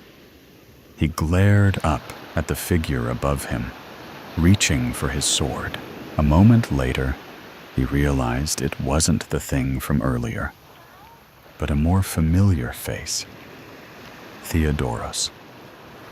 Anatolius relaxed. What happened? Theodoros loosened his grip on his wrist, readjusting to help Anatolius sit up. There was a pain in his eyes, Anatolius realized. Or was it guilt? He shook his head to clear it, feeling a lot like he was nursing a hangover without having drunk the wine. "I am sorry, Your Majesty." Anatolius looked around the room.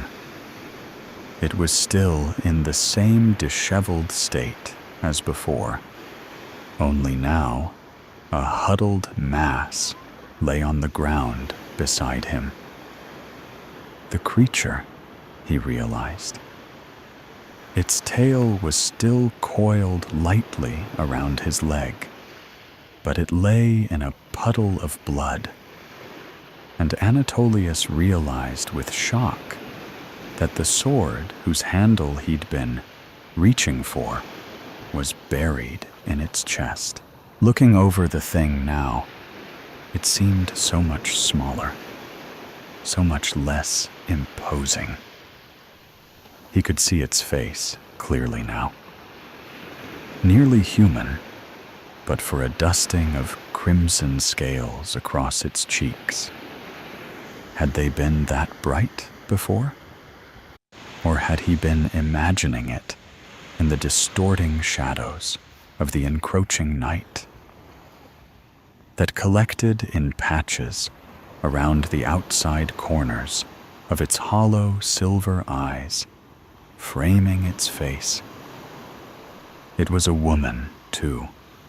More sets of horns studding her jawline, almost like facial hair. Her mouth hung open, revealing a set of fangs whose tips were dipped in blood. Anatolius reached up again, and this time Theodoros didn't stop him as he reached for that crick in his neck. No, not a crick, he realized, hissing in pain as his fingertips brushed a set of puncture wounds. "This thing, what is it?" he asked as he dropped his hand, looking up at his friend. Theodoros shook his head. He didn't know. Anatolius stood, feeling dizzy and weak as he got to his feet. He looked over to the bed, toward the unmoving lump under the sheets. Theodoros got up, but if his intent was to help, he moved too late, as Anatolius stumbled to the side of the bed and fell to his knees beside it. His wife, her once beautiful face now sunken in and bloodless, stared with dead eyes back at him. He reached up with trembling hands, one hand cupping her cheek, the other reaching for her hand. It was still outstretched, with the pointer finger out. She must have used the last of her strength to try and warn me, he thought, leaning up to kiss her forehead as tears collected in his eyes. Without looking up, he said, "Where is my son?" Theodoros was silent for a long moment. "I found him in the cellars," he finally said. "Dead? The smoke must have killed him." Theodoros usually sounded stern. Even in battle, he'd never cracked. But he loved Anatolius's family just as much as he himself did. And now, their loss had broken something in him. If the pain in his voice was anything to go by, Anatolius took a deep breath, then stood, still holding his wife's hand. The night before he'd left for war, he'd promised to return.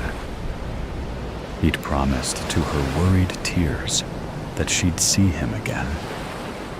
That promise had been fulfilled, but it felt hollow now.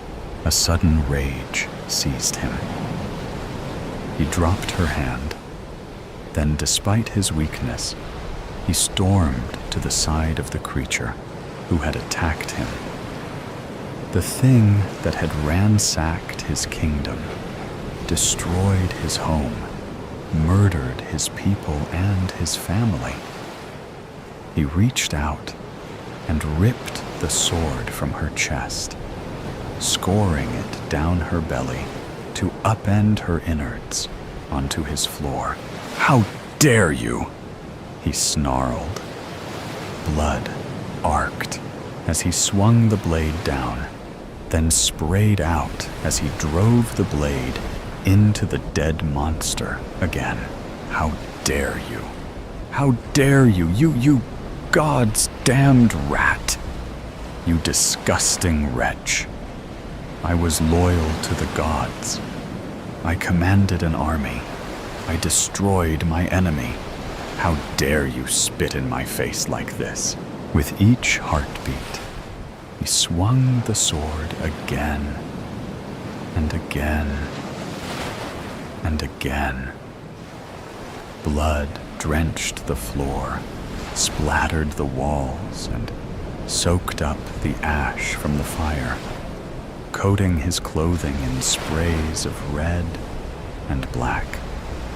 A bit of it got in his eyes, his mouth, as he screamed his defiance. He didn't care, even as he tasted it going down. He didn't stop until the body was unrecognizable. Chunks of meat decorated with once fine fabric and putrid viscera. Even then, he didn't want to stop.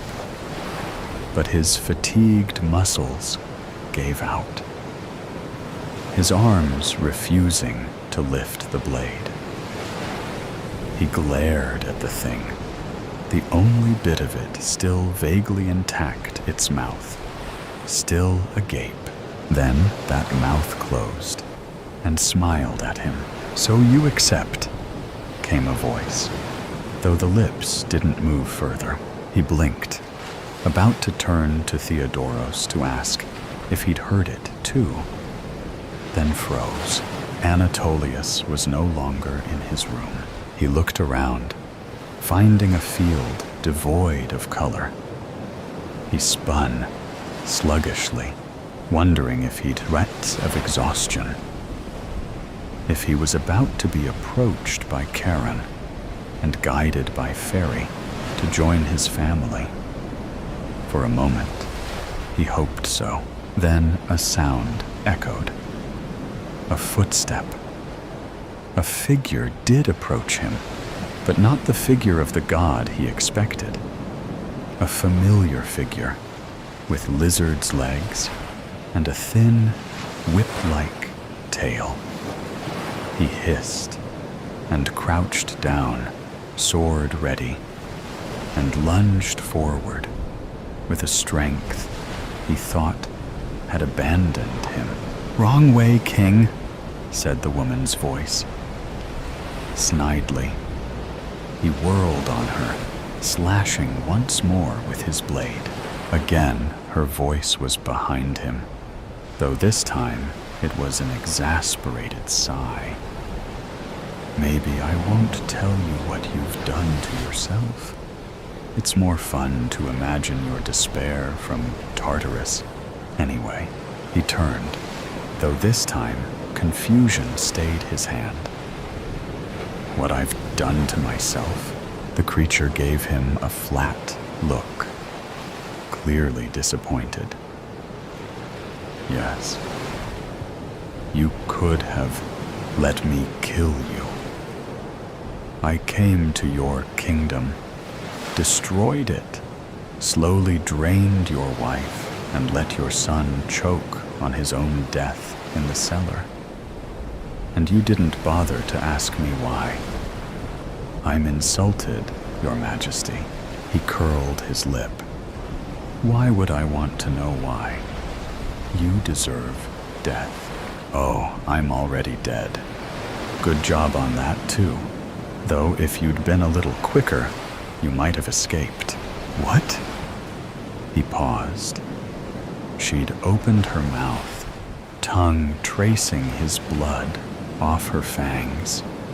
He reached up, finding the wound she'd given him. Though in this strange place, touching the area didn't hurt. I've made you immortal, she said smugly, hands on her hips. That wasn't my goal, though. I am very old, Anatolius. I was hoping to die. I was just glad for a little fuss on my way out. Why seek me out for that? He demanded, hand still on the wound, as if by covering it, he could avoid the immortality she promised. Something told him it wasn't the immortality he might have wanted. I've heard of the wars you Greeks wage, she said conversationally. Lifting one hand from her hip, she cupped the air, and Anatolius jumped back as a lithe flame danced in her palm. I carry a power to make them more destructive, as made evident by what I did to your home. The power of one creature's rage. I did not bring those soldiers, Anatolius. That was one of your allies, sending their army to defend your people. They failed. You... His mouth went dry. You did all this on your own?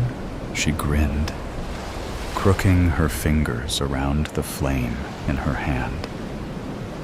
Upon closer inspection, that flame was bigger than it appeared.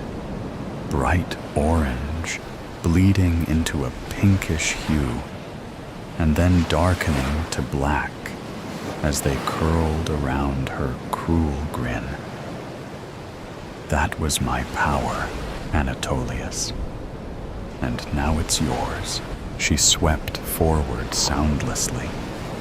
Then, suddenly, her hand was on his chest, the tips of her claws digging into his flesh and caging the flame against his skin.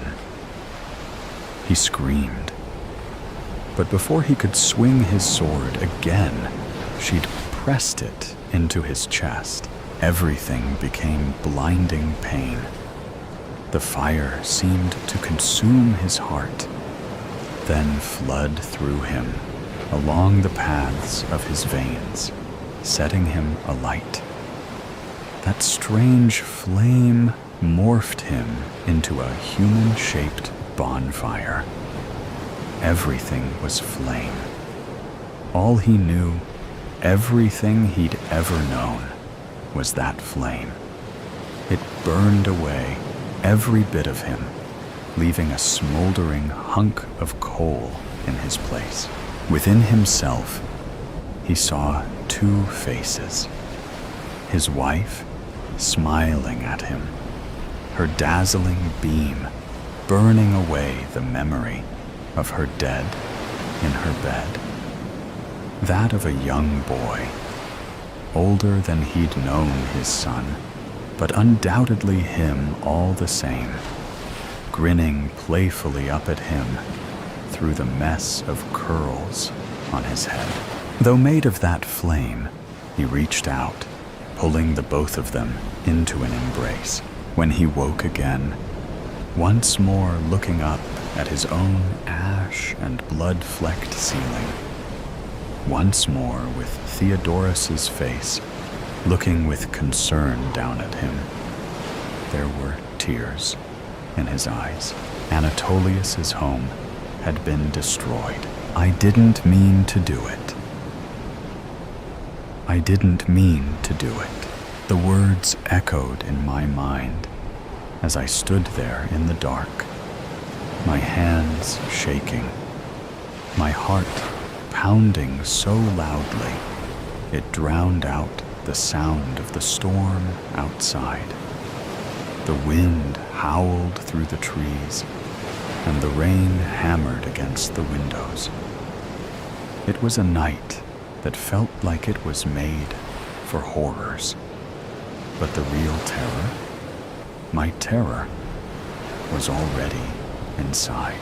I stared down at his body, lying in a pool of crimson that seemed to stretch out, devouring everything it touched. His once bright eyes, filled with laughter and warmth, were now dull and empty. His chest was still, the rhythmic rise and fall I had come to know so well, now forever silenced. It wasn't supposed to end like this. We weren't supposed to be here. I never meant for any of it to happen. The night had started out differently. We were celebrating. Well, I thought we were. It had been a long week for both of us. John had been working late at the office, and I'd been buried in a dozen little tasks at home.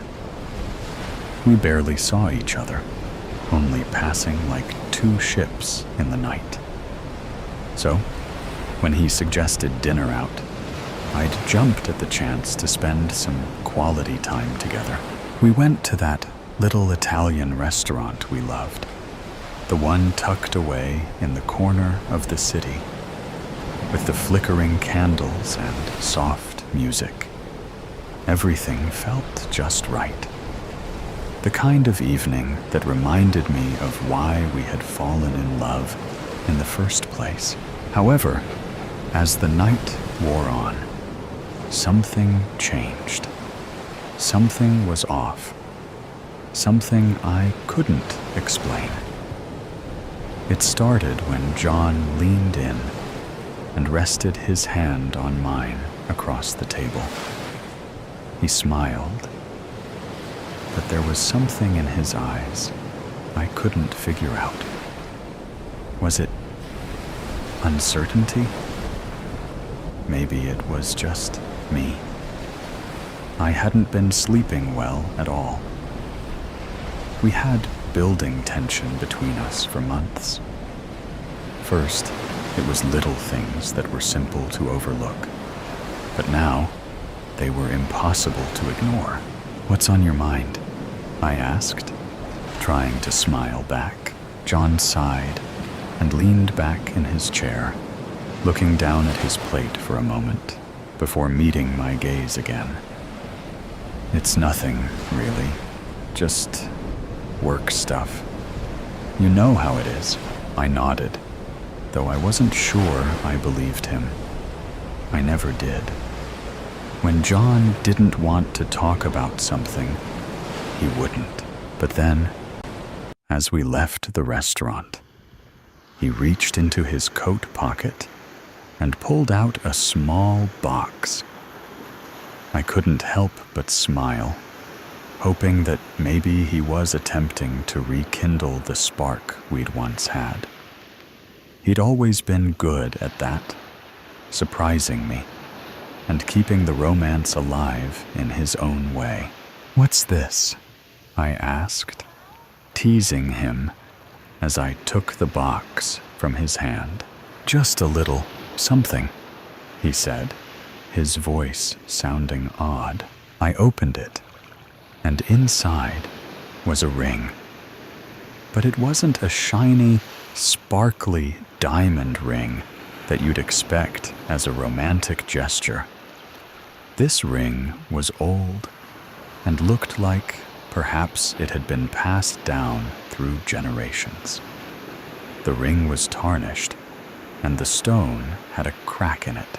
"It's beautiful," I said, though I wasn't sure what I meant by that. There was something that didn't sit right in my gut.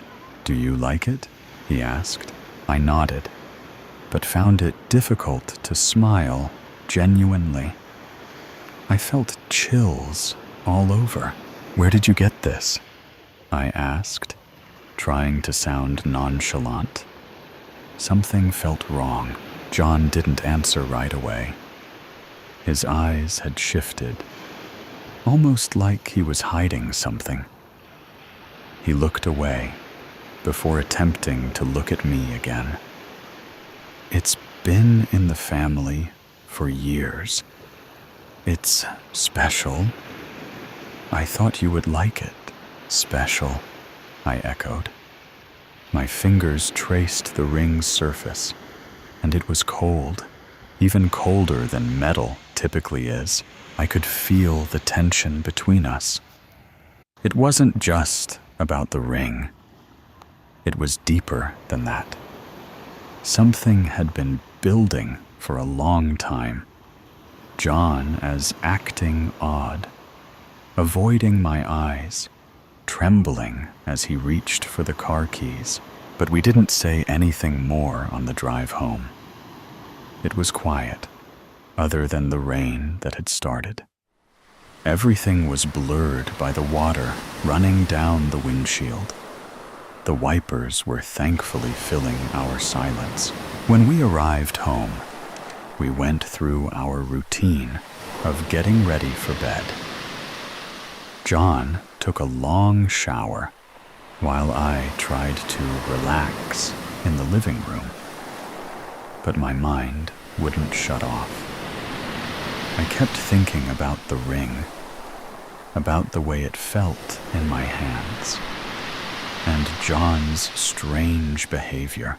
When John finally came out of the shower, he walked past me without saying a word, heading toward the bedroom. "John, wait," I said, my voice shaking. "Is something going on? Something you're not telling me?" He stood at the bedroom door and turned to me.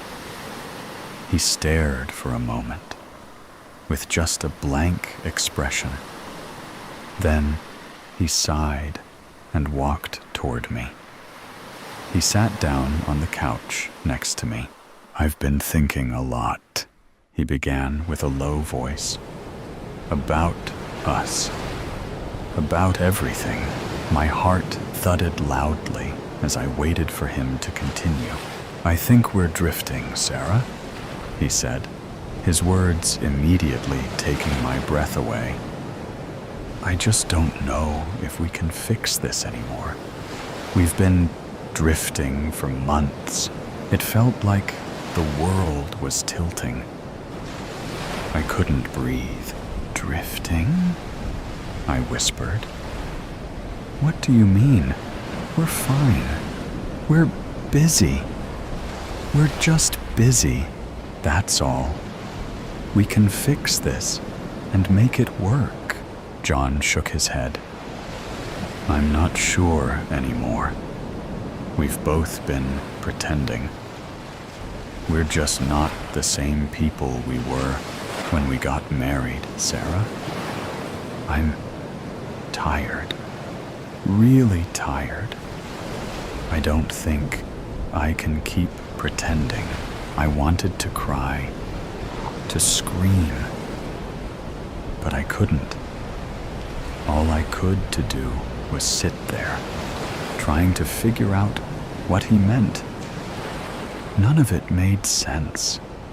I'd been trying so hard to hold everything together, and now it felt like it was slipping through my grasp.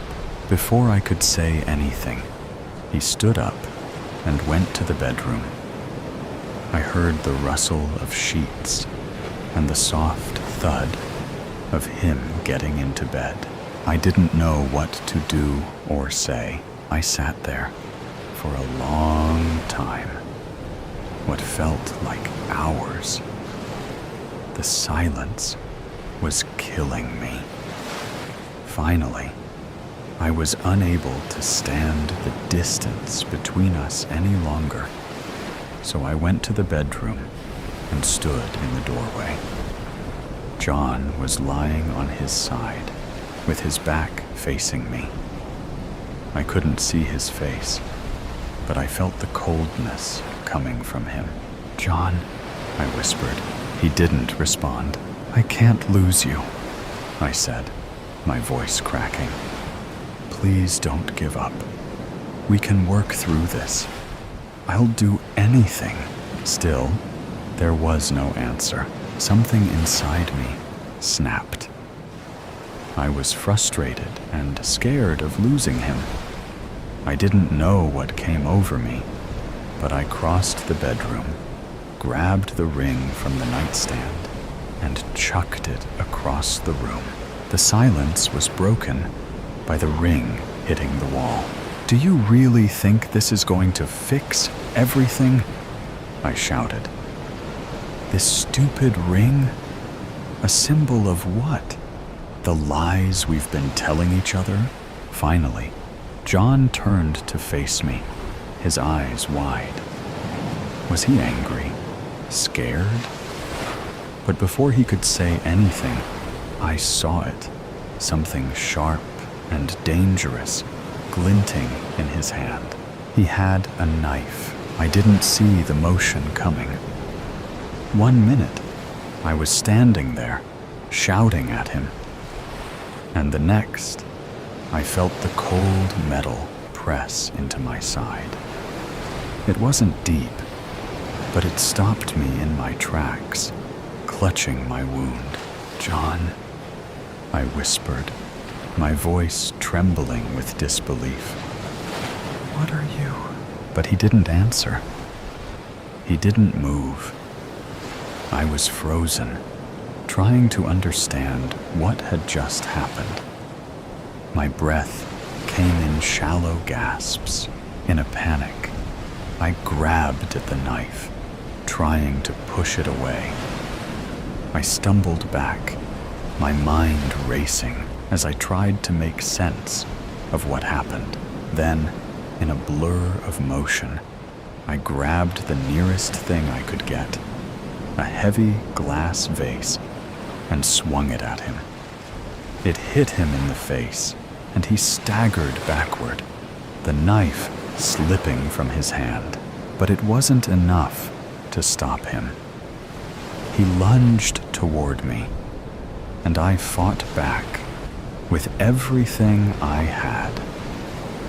My mind was full of fear, confusion, and anger.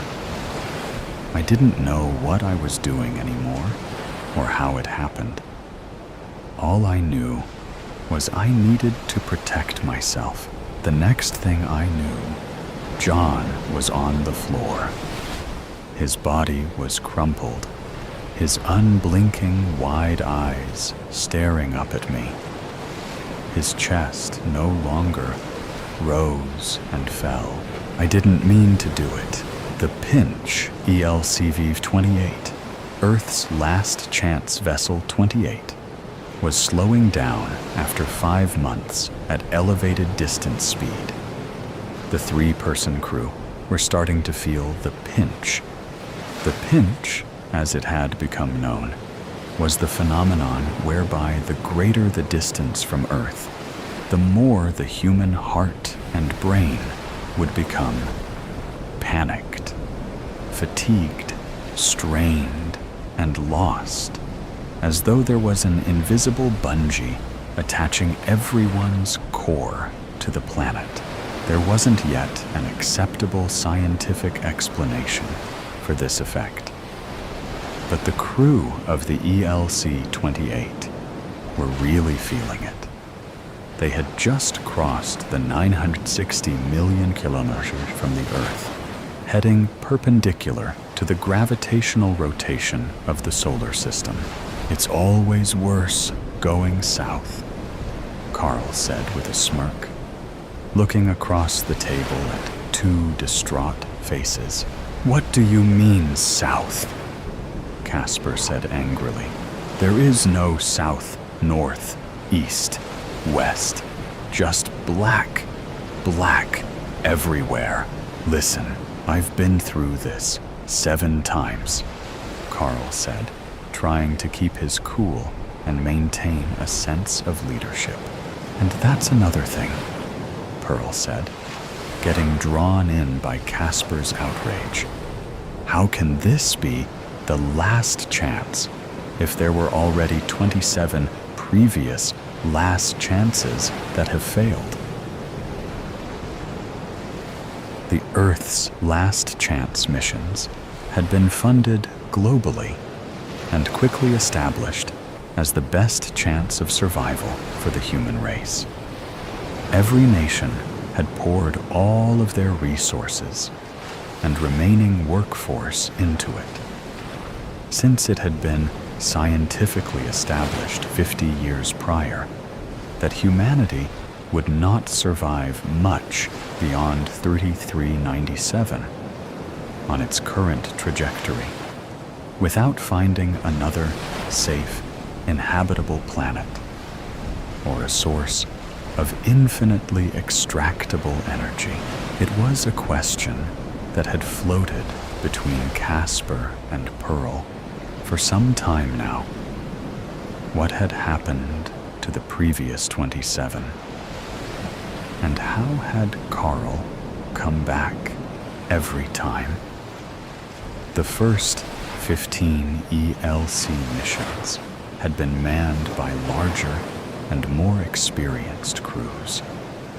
By the 20th, there was no time to train anyone to the standard that was required.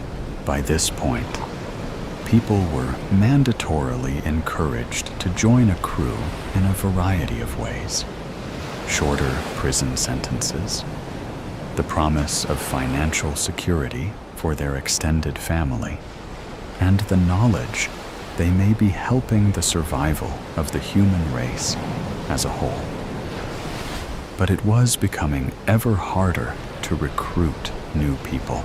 Pearl was a space cadet in her 20s before the sudden, unexpected, and overwhelming societal dread. Now she wanted to volunteer in the hopes her kids might survive. Casper had some experience as an astronaut before being forcibly ejected after jeopardizing a mission due to drug use aboard the ship 5 years prior. He had been court-martialed, but promised a complete pardon if he volunteered for the ELC missions. "Think yourselves lucky," Carl said.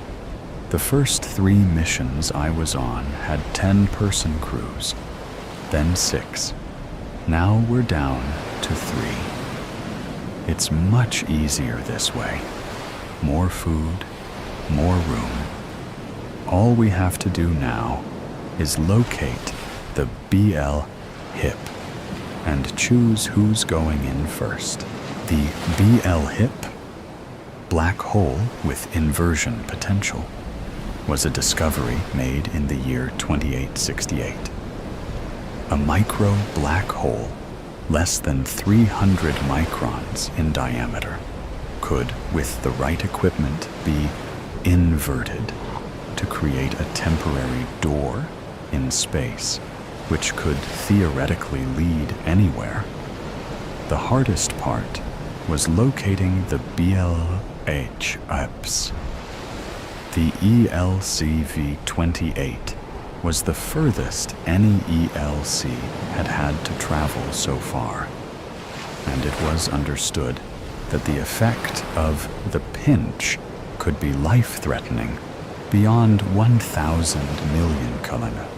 The first attempt to send anything through a BLA chip in 2950 was an automated sensor-packed bot. But the bots would only be able to communicate data back to the vessel for a maximum of 20 minutes before losing all connection. It was later deemed more cost-effective to attempt to send humans through, with the hope of reopening the door for them to return with any data collected. This was soon stopped after 5 failed missions, as it was believed inhumane, as the participants were never heard from again. After entering the BLA chip, until the recent determination of the definitive extinction of the human race. "Do you ever go first?" Casper said cynically. "Well, no, not so far." Carl defensively shot back. "Listen, like it or not, I am the captain on this ship. I have the most experience, and I'll have to be here to guide us home. Guide one of us home," Pearl said. "Only you and one of us have any hope of making it home, right?" When she said home, her voice cracked sorrowfully. "Look, you have to fight the effects of the pinch. I know it's getting to us all, but if we let it, we'll end up like ELCV-9. And no one wants that." "What happened on ELCV-9? asked Casper. "Let's just say they never made it to the BL-HIP, said Carl. "The only reason I'm able to deal with the pinch is because I've done this so many times. I'm used to it now, and I know how to keep myself together. But rest assured, I'm feeling it too. This is the furthest I've been, and it's starting to put a strain on me." "So you've never been in a BL-HIP? But you're happy to send us in, knowing we won't come back out," Pearl said, with a sense of righteous outrage. "Oh, I've been in, Pearl," said Carl. "Do you think they'd let me lead these missions if I'd never been in? And people come out all the time when there's nothing on the other side worth exploring. And if they're quick enough to realize that fact and get back through the BL-HIP before it closes." "What was it like on the other side?" Pearl asked skeptically. "Black, just black," Carl said. "Zeus scanner deployment. The standard procedure is to send through a scanner bot to establish the chances of anything worth exploring before sending in a human. The data received back from the bots is usually minimal, and often scrambled to the point that it's not 100% reliable. Then humans go through anyway." "Okay, Casper, you can pilot the scanner. Just remember, the beam can only hold the BH lip open for 5 minutes, so get yourself perfectly lined up," Carl commanded. Casper sat facing the controls for the scanner and began maneuvering it into place. "If I'm doing this part, that means I'm not the first one going in, right?" Casper insisted. "Afraid that's not how it works, Casp," Carl said firmly. The scanner was guided through the 5-meter hole in space. The hole that had opened wasn't black, as Casper and Pearl were expecting, but an iridescent glow of pink and purple. Beautiful and mesmerizing, yet somehow off-putting, like oil in a puddle. Pearl and Casper had returned to sitting in the recreational dining area of the ship, while Carl pored over the scanner results. After 45 minutes, Carl walked in.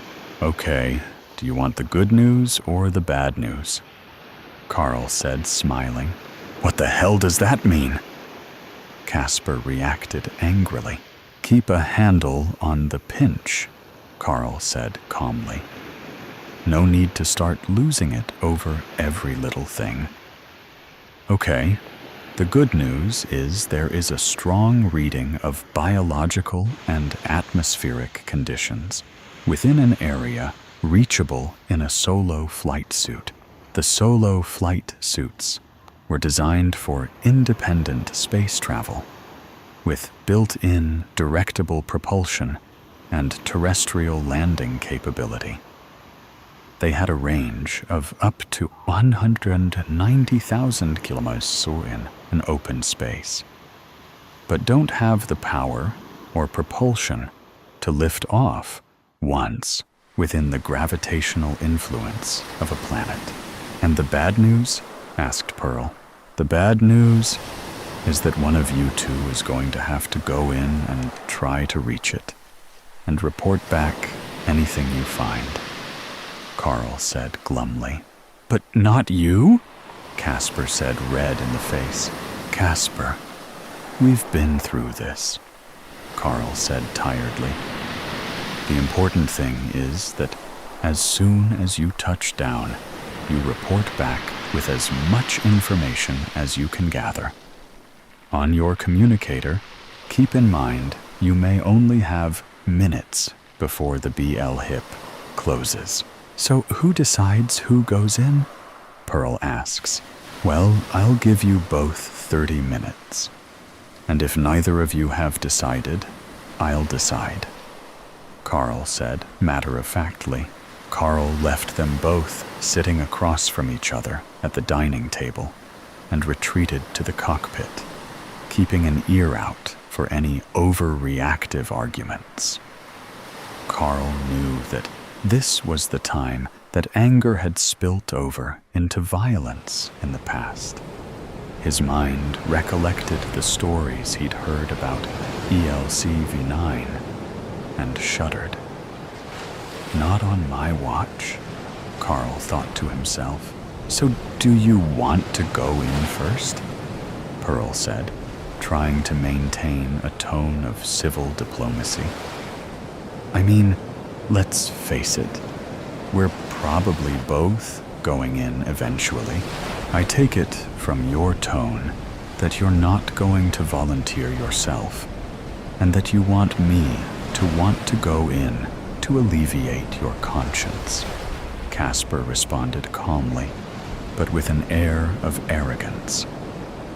"And next, I expect you'll bring up your children and talk about how much you would love to see them again, to try to guilt me into doing the right thing. Only the right thing, in this context, just happens to be the thing that you want." Casper's tone was becoming increasingly aggravated. "Fine, I'll go first," Pearl said. Carl, who'd been listening the whole time through the ship's wall, walked into the dining area with authority.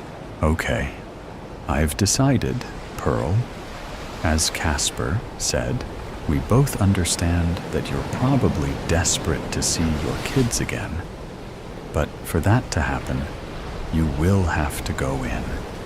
And Casper, if Pearl goes in first, you will be right behind her, no matter what," Carl said, remembering his training. "Okay, fine. I'll go first, Casper said.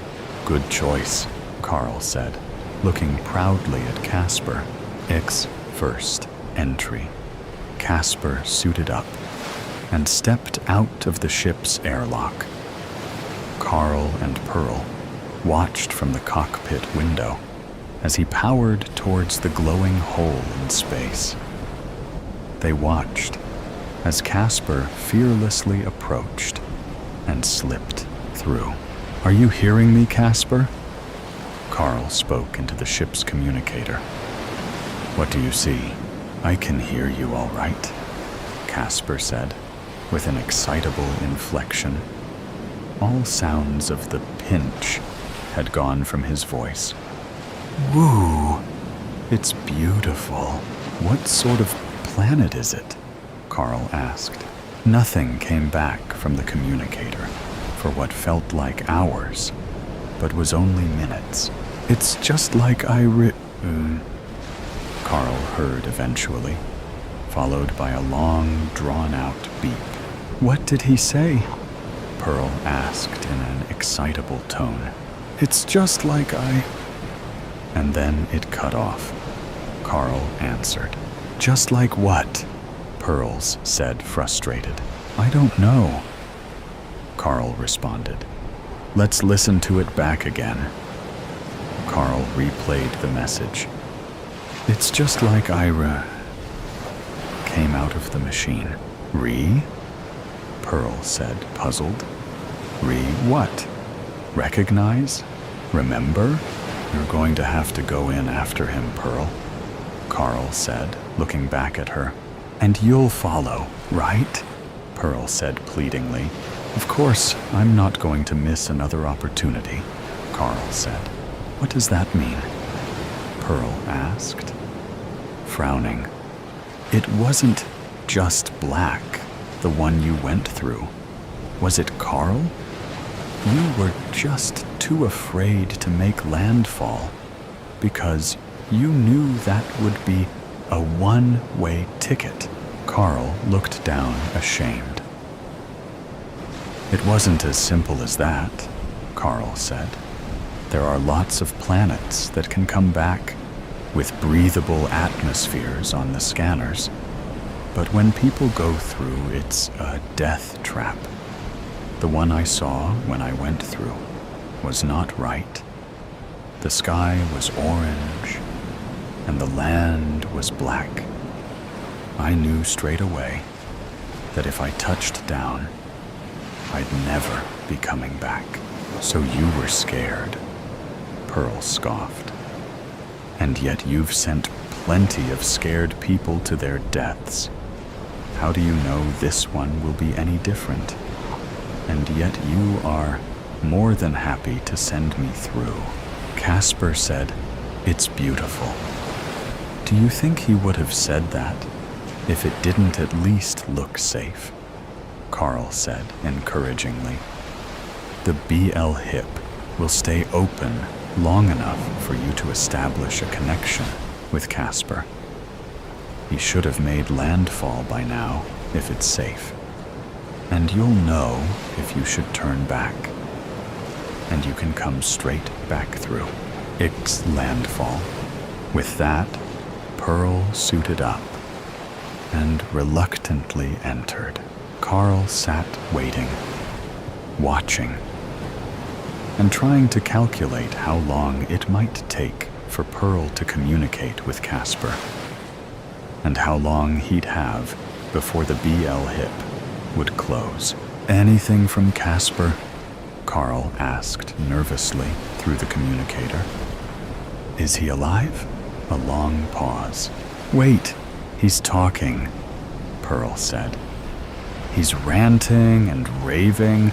I can barely make it out. Another long pause.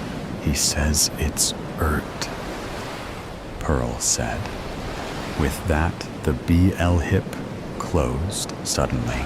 Carl sunk his head into his hands in despair. It's Earth? Carl thought. Was that what Casper was saying? It can't be.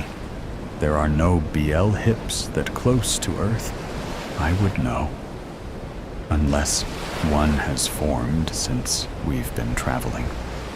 Or maybe a new BL hip is created when we travel, though? Nobody knows for sure. Carl thought. He sat and dwelled on this new information for some time.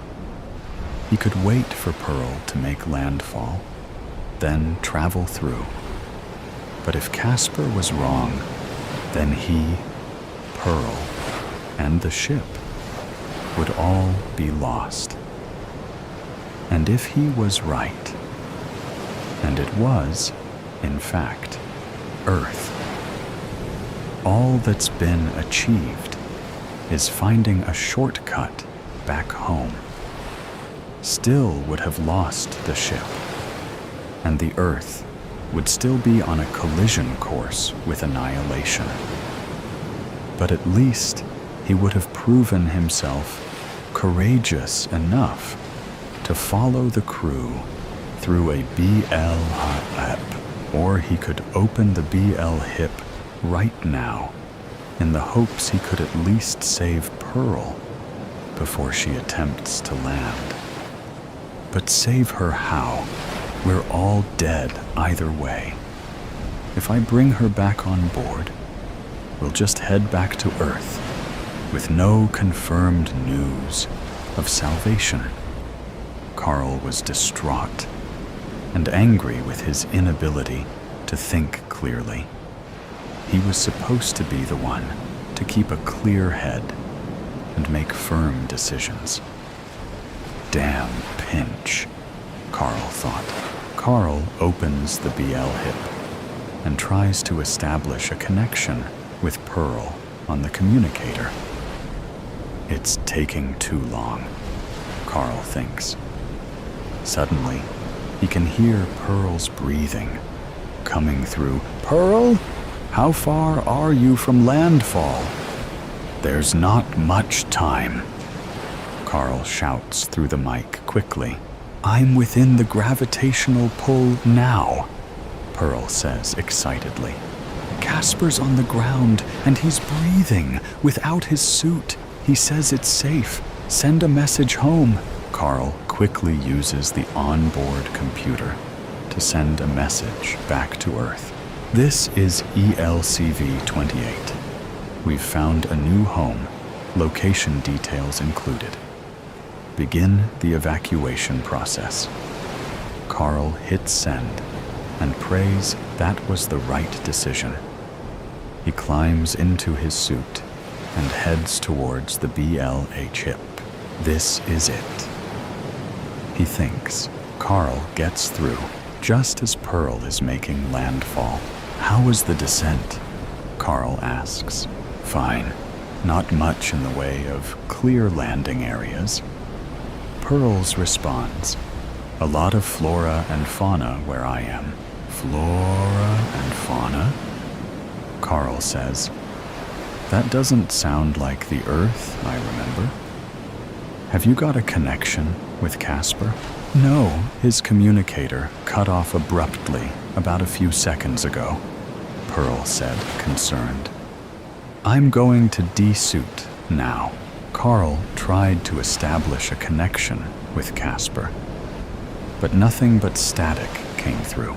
How's the air? Carl asked. Clean, weirdly clean, Pearl said, taking deep breaths. Carl was getting close to the inescapable gravitational pull of the planet. He soaked up the beauty of this vantage point. It looked like Earth, green land and sun and oceans. Carl couldn't contain his excitement, but something was different. Carl didn't recognize any of the continents. A scream pierced Carl's ears through his communicator. Then Pearl's voice came through panicked. Carl, turn back now. Get back to the ship and send another message to home. This is not Earth. This is not a safe planet. All that followed was screaming the sounds of bones crunching, and a strange, savage, terrifying, deep roar. Carl checked the altimeter on his suit. Now entering inescapable gravity. These blades are made for wounding. The knife whispered to him in its innocent, mouse-like voice. Tatum. Blythe gritted his teeth and squeezed the blade's handle in a white-knuckle grip. Moisture threatened to spill over from his eyes. "No," he said. "Not now. Not tonight. Stop it. But the knife, as usual, paid him no mind. Half hidden in the reflection along the blade, the little face grinned. It giggled. Its high-pitched tones recalled the voices of untold Disney characters. Murder, Tatum, murder, killing, death, slayings, stabby, stab. Tears spilling from his eyes, he began to chop the onion like a madman. Meanwhile, the blade giggled and chattered about everything it could do. Stabbing and slicing Tatum, punctured lungs, impaled hearts, slashed open bellies, sweet, juicy, beautiful blood, Tatum. Like a fountain, Tatum. Like a goddamn fountain. Tatum chopped, diced, and sliced the onion into oblivion. The recipe had asked for onion cut into cubes, and he had gone overboard. Behind Tatum, the toilet flushed. The sounds of hand washing came, and then the bathroom lock clicked open. Luella Fairchild, indeed as fair as her family name declared, stepped out. "How's the meal prep going?" she asked. He chucked the knife into the sink with a metallic clang. He grabbed a different blade from the magnetic knife rack. "Great," he said, his voice cracking. "Oh, let me handle that," Lou said. Before he could stop her, she'd picked up the knife and turned the tap on. What could he say? "Don't touch that. The blade is sentient and maniacal." He'd be the one who sounded insane. She'd leave and never look back. Hell, she'd tell her friends to steer clear of him, and they'd inform their friends. He'd be alone forever. So, he watched her with the knife. He waited for a tiny voice to delight in obscenities. Luella pre-washed the knife under the tap.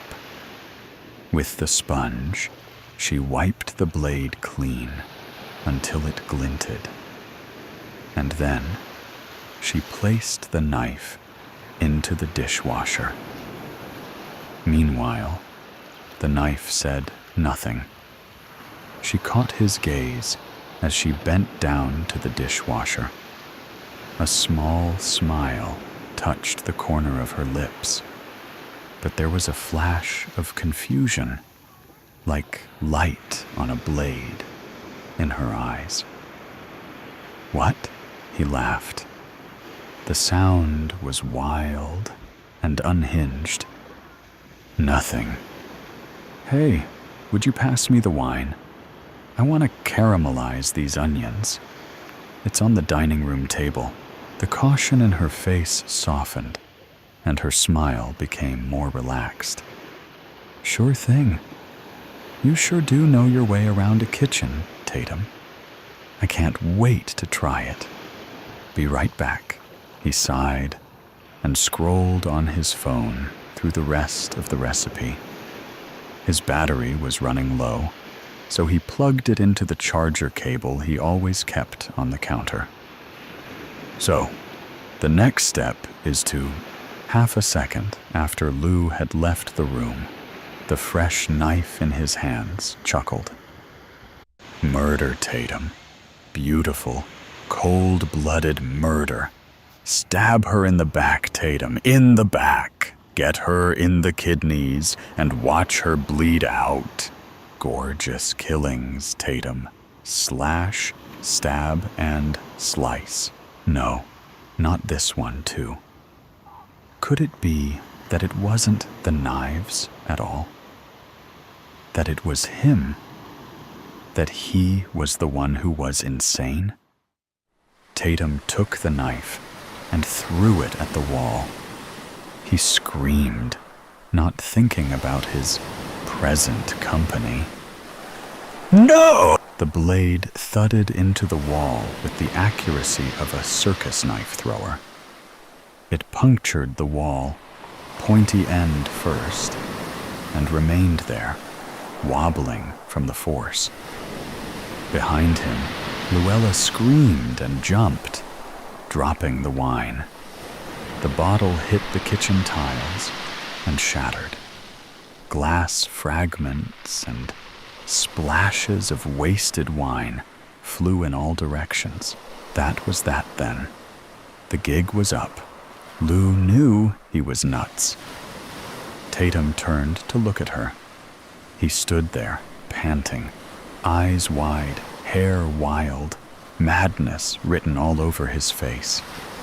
His shoulders slumped. I'm sorry, Lou. I'm so sorry. You need to leave. Hands held to her collarbone. Lou stepped around the glass and approached him. She reached for him, shaking. Will you please tell me what's going on, Tatum? Her voice hitched. I can help. You need to trust me and open up. It's not good to keep this sort of thing trapped deep inside. He stammered. I can't.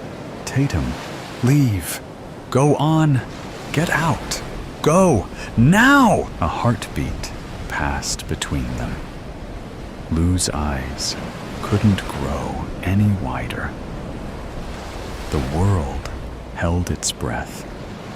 The knives said nothing.